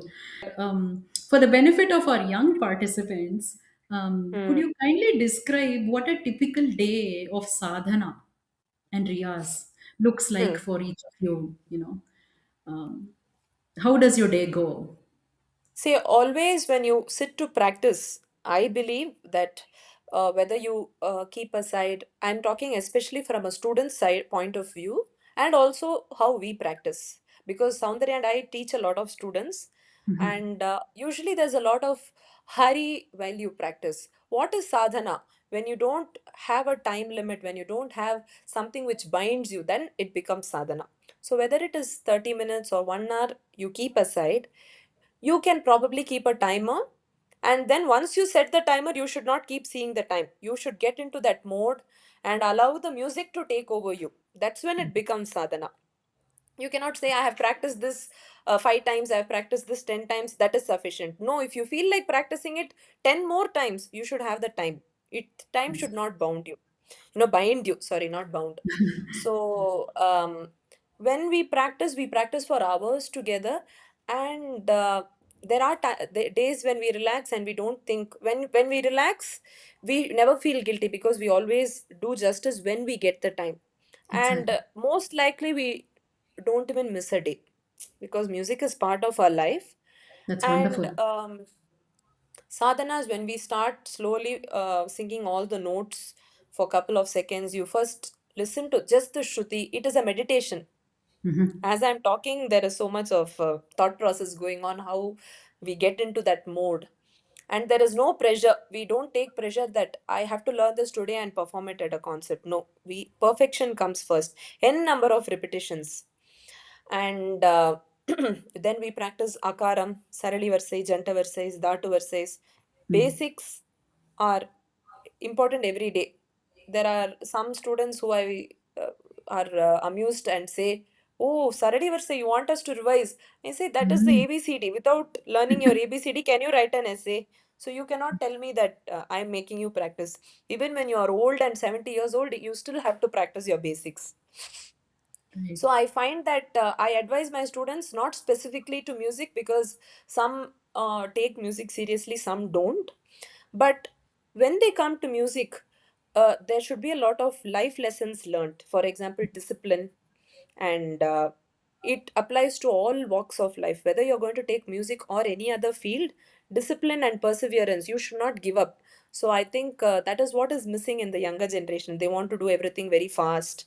Can And be I done sing with like it. you in 6 months, 5 years? Is it a course? No, it is not a course. I still learn music after learning music for 25 years. And I don't even think about stopping. It is a There is no lifelong end. It's process. infinite. There is no It's an end to ocean. learning. Yes. Yes. And even if you learn for your entire lifetime, it is not going to be enough. I'm So, curious. I have this question on behalf of a lot of students. Whether it's voice or health, or whenever you have a concert, that's when you get the gale mein kich kich, right? How do you deal with such moments? How do you protect your voice, or do you actually see, do when I was something? younger, I used to be very paranoid. And Mhm. exactly to my thoughts, I would catch a cold before a very important concert. Okay, so over the years, what I have see, there have been a lot of ups and downs. I have had good concerts, I have had bad concerts, and after every concert I would analyze. And what I realized is that even bad concerts, or not bad in the sense, if I make a few mistakes, all that is a part of the process. Learning And process. now, even if I make a small slight hiccup during the concert, I accept it gracefully.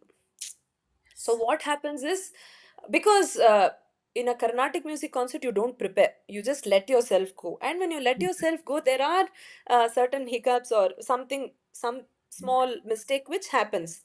And when you are relaxed and when you think positively, I'm not going to fall sick, or not even think about it, it does Mhm. not happen. So what Okay. I learned over the years is that what your mind thinks happens. So if you keep thinking, oh, I should not fall sick, it's a very important concert, I think that's when something happens. So when you Exactly. say, so now I have come to the understanding that I'm going to do what I do every day, practice and have that goal. I'm not going to think of it, even if I get a very big concert or a very small concert, it is important, you know.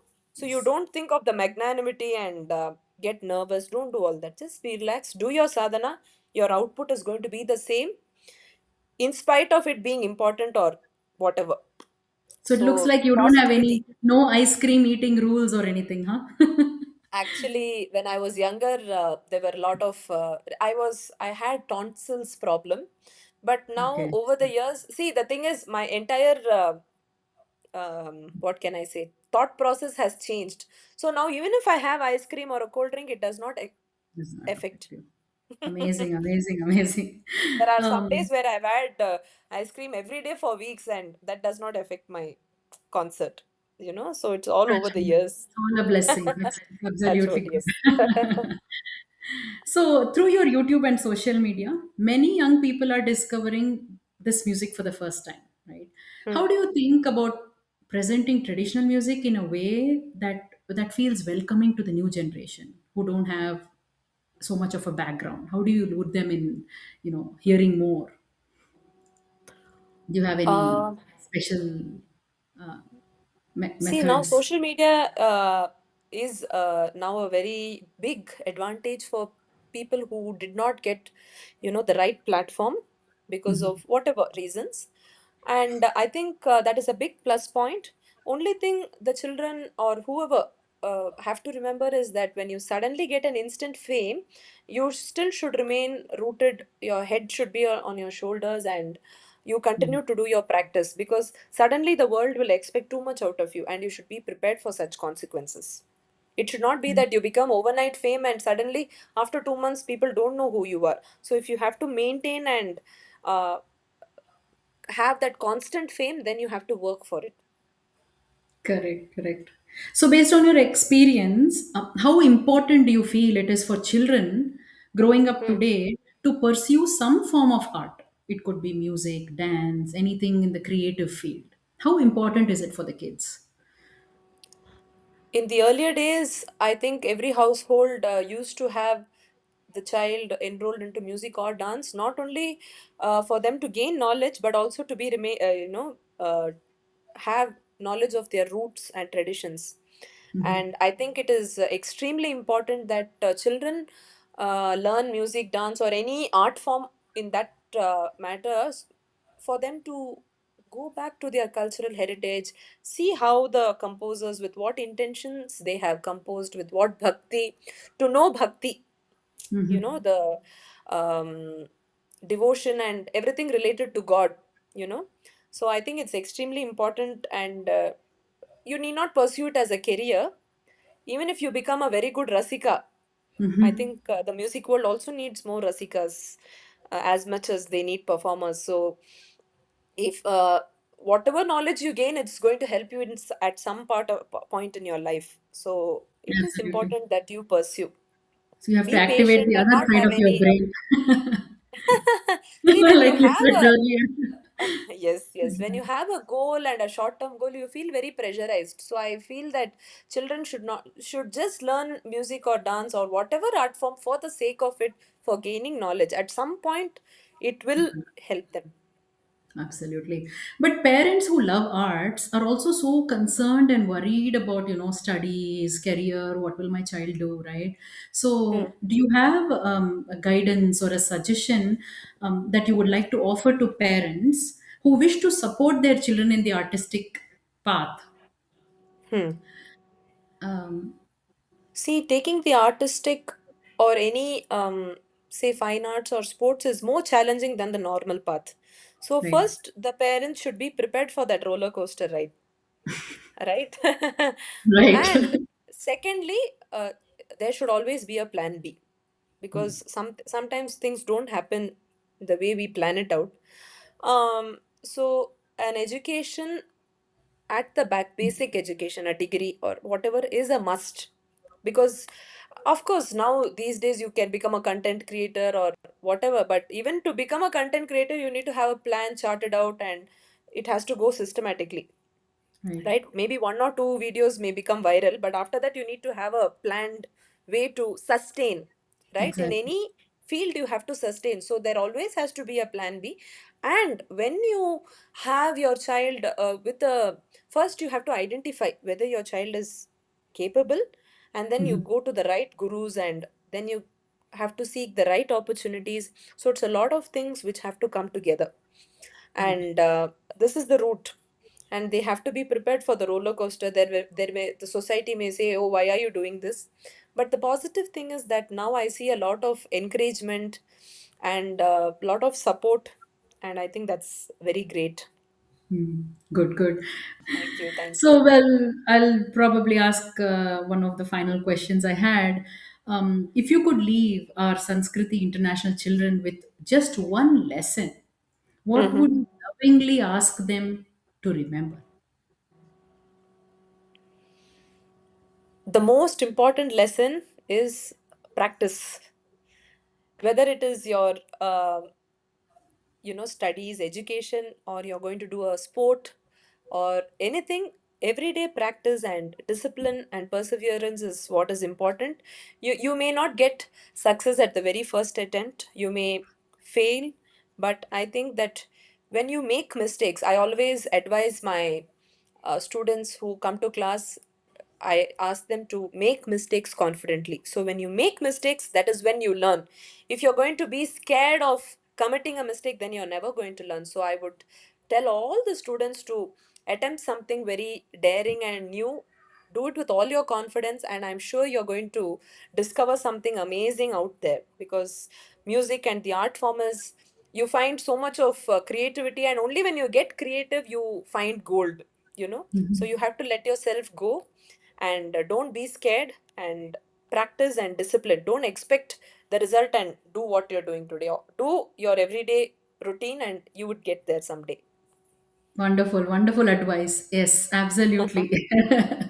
So, thank you so much, Aishwarya ji, for sharing your valuable time with us at Sanskriti International. On behalf of everybody here, we would love to wish you the best for the upcoming Margari season. I'm sure you have Thank a you, lot of thank you. concerts coming up, and Yes, yes, Rasikas yes. looking forward to hearing you.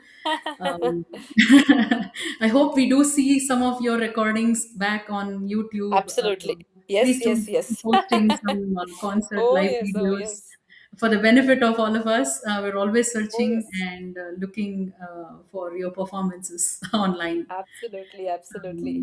Thank you so much and best wishes. And Thank please you, thank convey you. the same to your sister as well. Yes. Thank you so much. Thank you. Thank you. Thank you for sharing your journey and encouragement. Yes, your words reminded us that experience grows from consistency, humility, and passion. And now we arrive at one of the most vibrant segments of Sanskriti. Let us celebrate the Performing Arts Awards, honoring excellence in music, dance, yoga, and artistic expressions. Passing the bay to Shilpi Kumari for announcing the winners.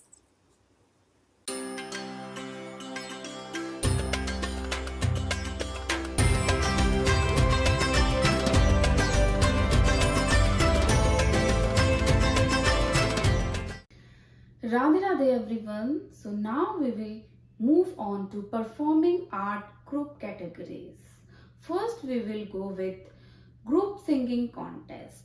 In group singing contest, the winners are: the first place goes to Renounced Ayagari and Nihira Ayagari. The second place goes to Avyan Amarnath and Brihad Amarnath. Now let's all enjoy their graceful and vibrant performance together. Raghuram Gunakar दासरदे लगदे कदनुद्धर धीरमते रघुनायक राम रमेश विभो वरदो भवदेव दयाधर दे श्रीगणनाथ सिंधूरवर्ण करुण सागर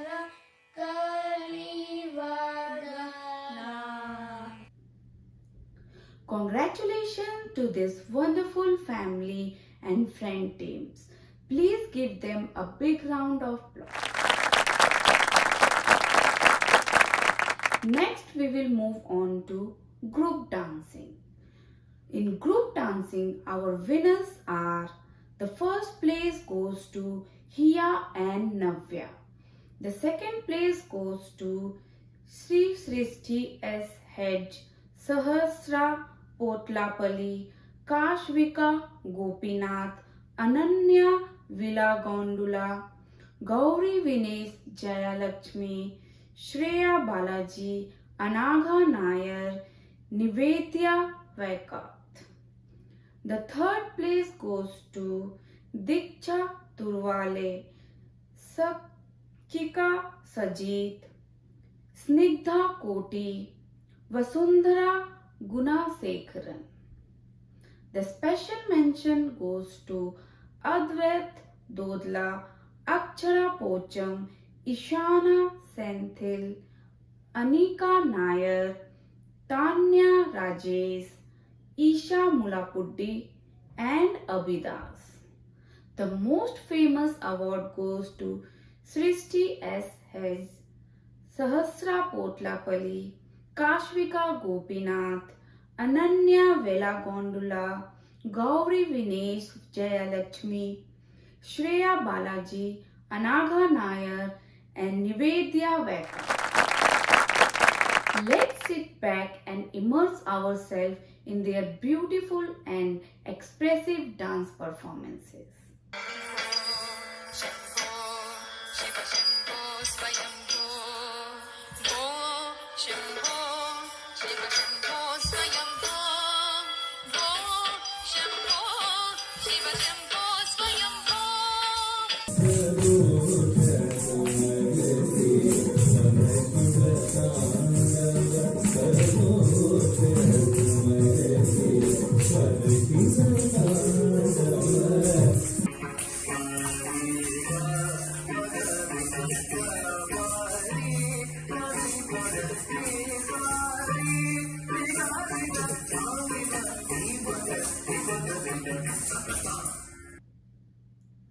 Beautiful teamwork and spirit from all our group dancers. Big congratulations. Now we will move on to the performing arts solo categories. The first one is musical instrument contest. For musical instrument contest, for group 2, the winners are: first place goes to Gautam Gokul. Second place goes to Riyaz Ayagari. Third place goes to Arna Srira.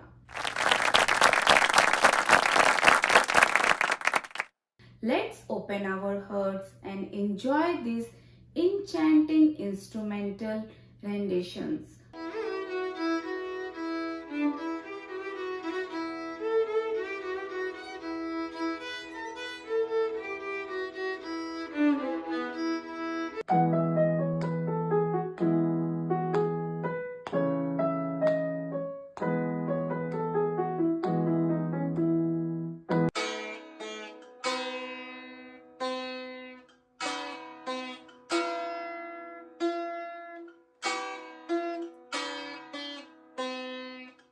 Congratulations to everyone.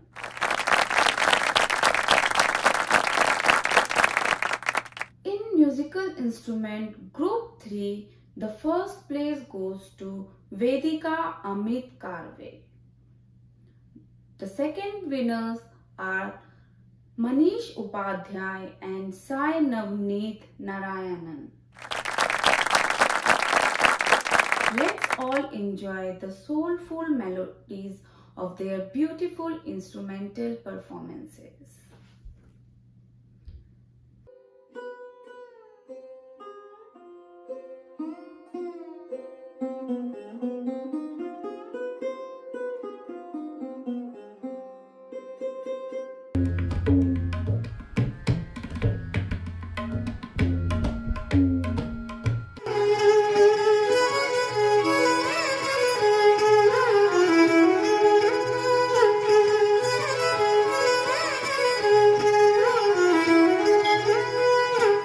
Congratulations to all of you. Now we will move on to the bhajan categories. We will start with the group 2. These little ones sang with such pure devotions. And our winners are: the first place goes to Gautam Gokul. The second place goes to Adirit Sai. The third place goes to Ayush Mitra. The special mention goes to Renounced Ayagari. Let's all join in and enjoy this beautiful devotional bhajan by our winners. Rajadhiraj, Devadideva, Vedatil Varaye. Rajadhiraj, Devadideva, Vedatil Varaye. Bhajana Priya, Jana Sevita, Vedatil Varaye. Nisani, Sanida, Pamaga, Garisam.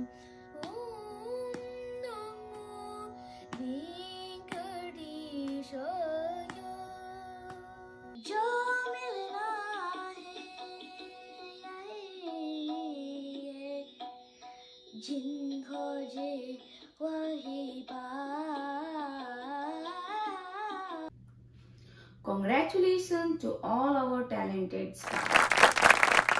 In group 3, our winners are: first place goes to Shriyal Bhagwat. Second place goes to Aradhya Sarangi. Third place goes to Nihira Ayagari. Special mention goes to Sai Yeshin. Now let's enjoy this melodious offering to the Lord by our talented winners. Abir gulal, abir gulal, abir gulal, abir gulal, gulal, abir gulal. Udhadi taranga, natha ghari nache माझा सखा पांडुरंग. नाथा घरी नाचे माझा सखा Pandurang.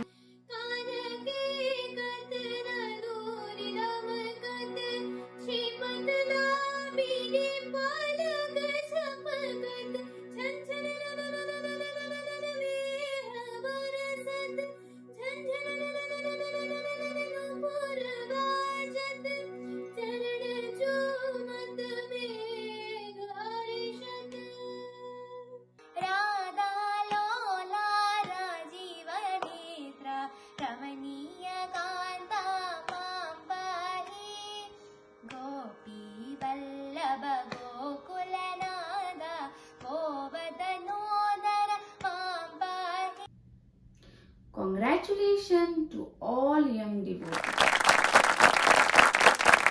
In group 4, the winners are: the joint first place winners are Kirtana Sekar and Renal Desai. The third place goes to Anu Pratha K. Let's soak in the peace of this divine bhajan by our winners. Govind बोलो गोपाल बोलो राम राम बोलो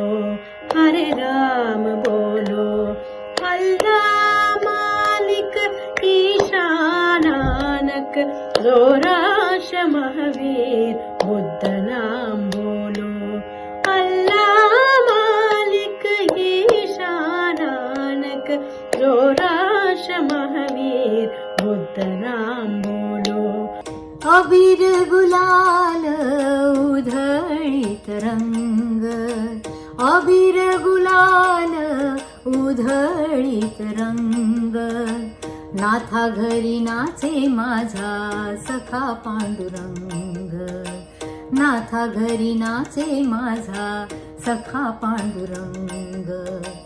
अच्युतं केशवं कृष्णं गोविन्दम्, अच्युतं केशवं कृष्णं गोविन्दम्, गोविन्द गोविन्द राधे वल्लभम्, श्रीगोविन्द गोविन्द राधे वल्लभम्. ஆடப்போடா கண்ணையா விளையாடப்போடா, ஆடப்போடா கண்ணையா விளையாடப்போடா, நீ ஆயர் குழலெடுத்து ஊதப்போடா. Heartiest congratulations to all our bhajan singers for filling Sanskriti with devotion and divine vibration. Now we have adorable fancy dress categories. In fancy dress for group 1, our winner is first place goes to Mihiran Vinod. For group 2, the first place goes to Adrita Sarangi. Get ready to meet our little heroes in their creative costumes.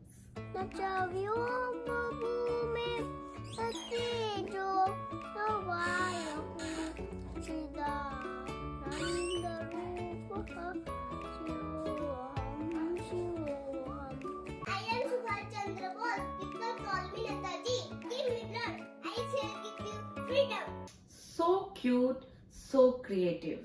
Congratulations to our little stars and their families. So now we will move on to the next contest, which is solo dance contest. In solo dance contest group 2, the winners are: the first place goes to Pritika Prashant, the second place goes to Sansi Mohanty, the third place goes to Mihira Mitra, the special mention award goes to Advaita Dodla. Most famous award goes to Sansi Mohanty. Let's rejoice in the beauty of their art by watching their excellent dance performance.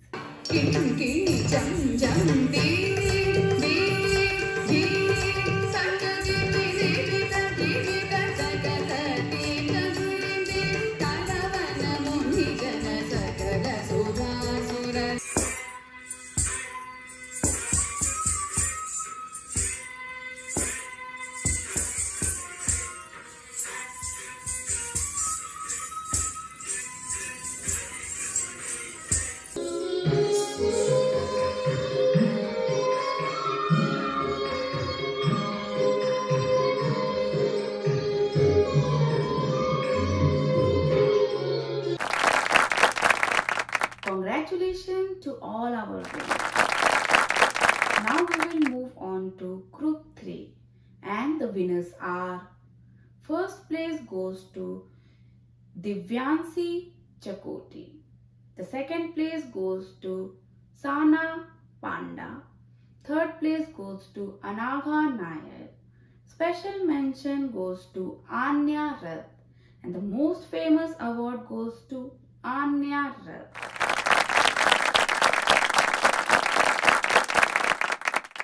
Let's all witness their stunning dance form filled with devotion and joy.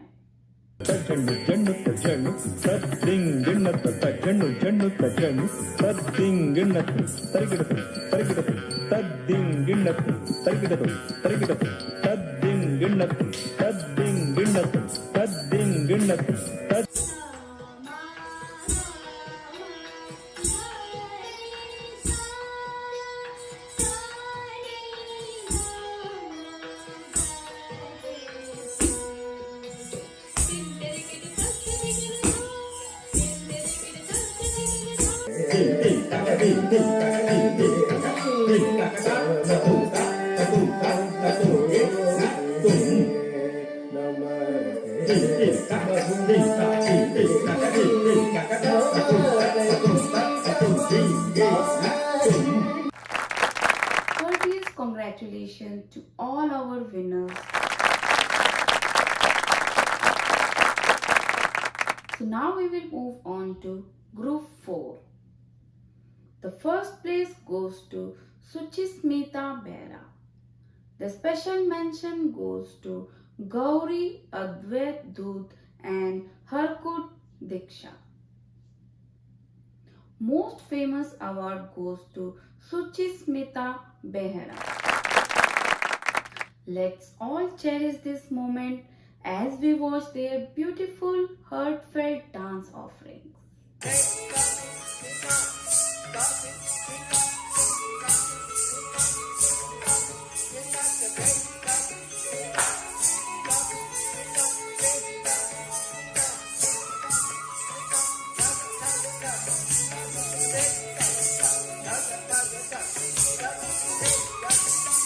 Well done. Let's all congratulate all our winners.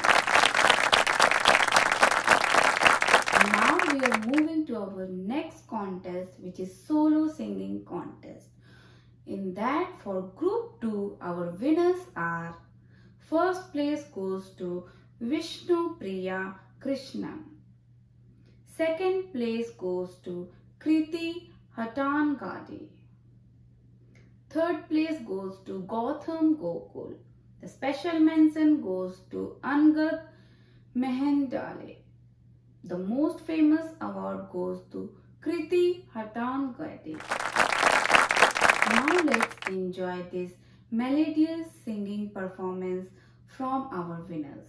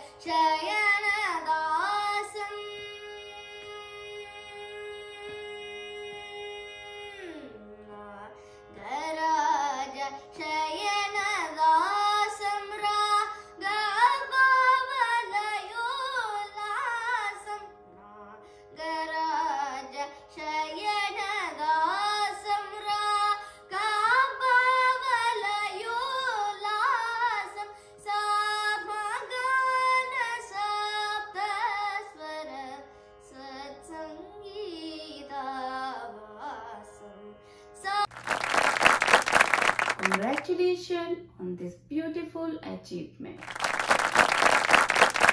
Now we will move on to the Group 3 winners. The first place goes to Swetha Sundar Sanan. Second place goes to Anaga Nair. The joint third place winners are Shreyal Bhagwat and Ishan Kancharla. The special mention goes to Aradhya Sarangi. The most famous award goes to Sai Yashi. Let's all sit back and enjoy this sweet and melodic performance.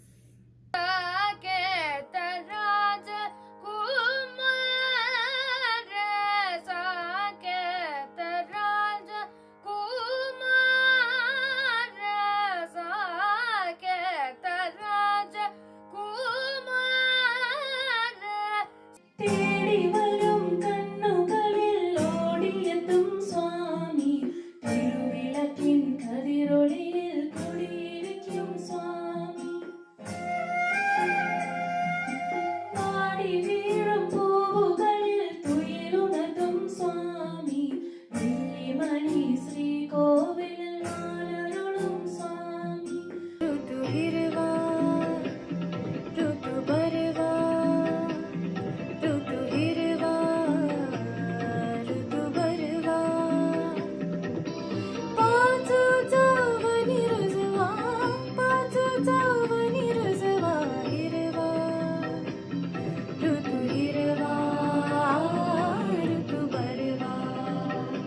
मंगदो पिहरवा Murare मंगदो पिहरवा Murare मंगदो मैं तुम पे वारी वारी मैं तुम पे वारी वारी वारी.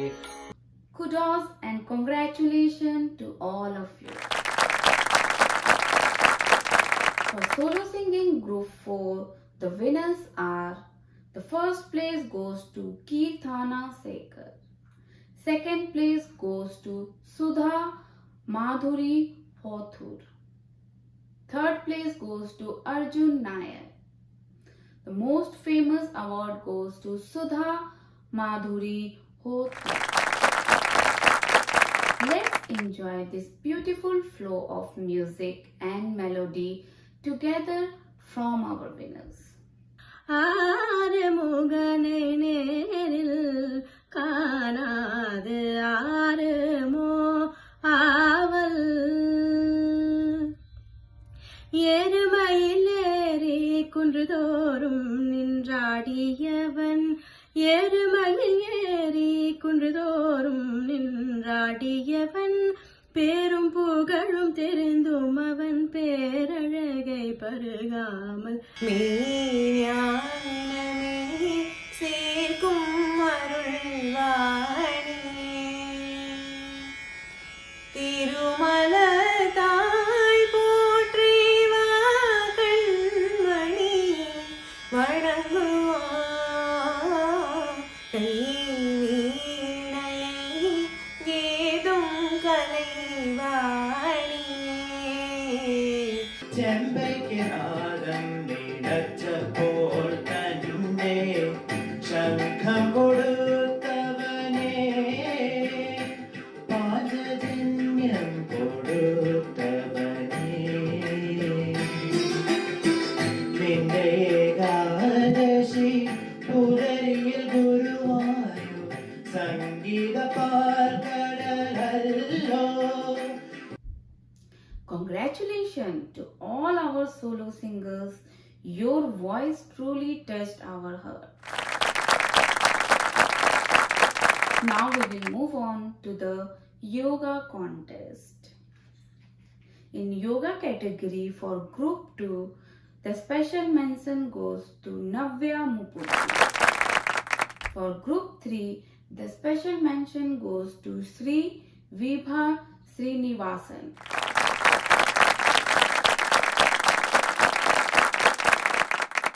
Wonderful effort and control from our young yogis. Keep it up and congratulations. Next is reel category, where creativity meets digital expressions. So in reel group 2, the special mention goes to Meera Raman. Congratulations on such innovative and fun reel. Radhe Radhe, once again heartfelt congratulations to all our winners and participants. Let's all give a big round of applause to our amazing Sanskriti staff.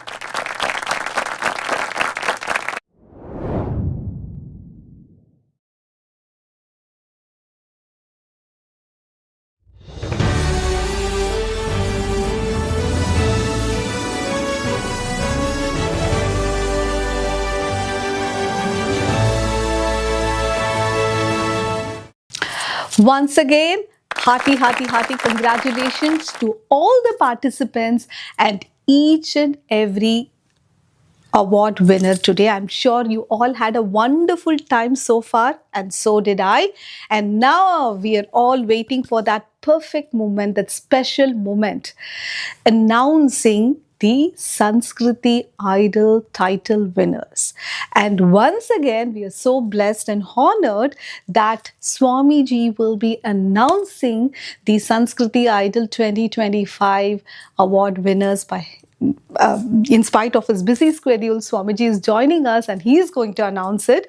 So without any further delay, let me pass it on to Swami Mukundananda ji to announce the Sanskriti Idol 2025 award winners.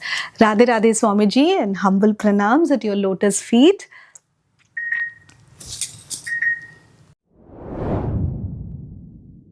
Radhe Radhe and Namaste.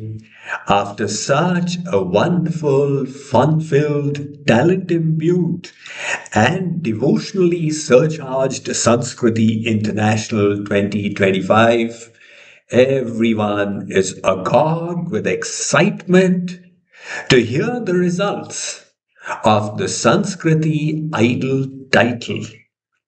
Well, just to explain, the eligibility for this was that those contestants have been considered who participated in at least 5 competitions, and amongst them, those who have won the maximum number of prizes will be receiving this coveted award. So in group 2, that's between the age of 5 and 10 years, Sanskriti Idol 2025 Runners-Up Award goes to Adrit Sai. Congratulations. And the winner of Sanskriti Idol 2025 in Group 2, age 5 to 10 years, is Gautam Gokul. Congratulations, Gautam. Group 3, age 11 to 19 years. The Sanskriti Idol 2025 runners-up is Sai Yeshin. Congratulations, Sai Yeshin. The winner of Sanskriti Idol 2025 in Group 3 is Pratiksha Maharana. Congratulations, Pratiksha.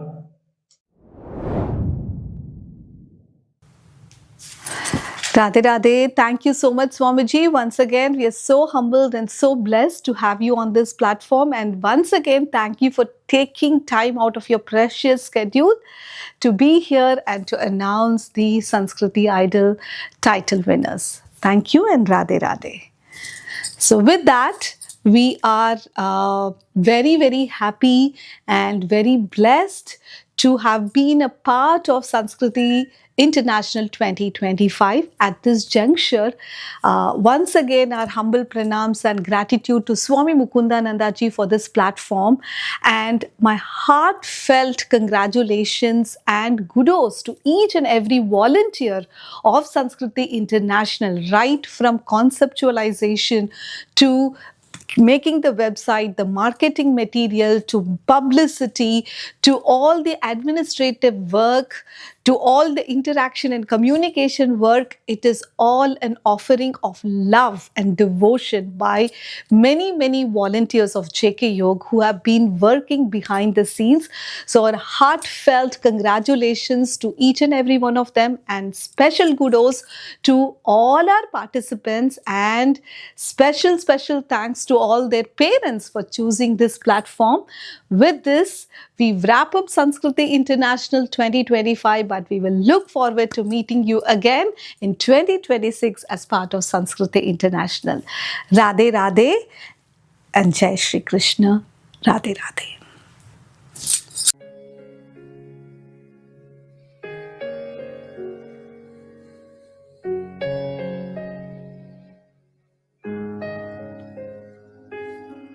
Jana Gana मन अधिनायक जय हे भारत भाग्य विधाता।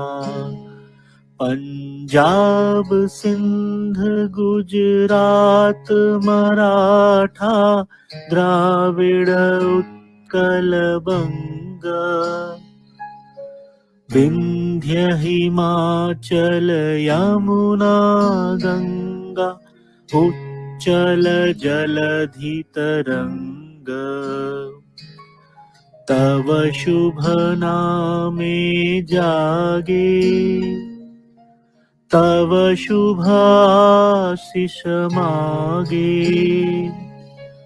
गाहे तव जय गाथा जन गण मंगलदायक जय हे भारत भाग्य विधाता जय हे जय हे जय हे जय जय जय जय हे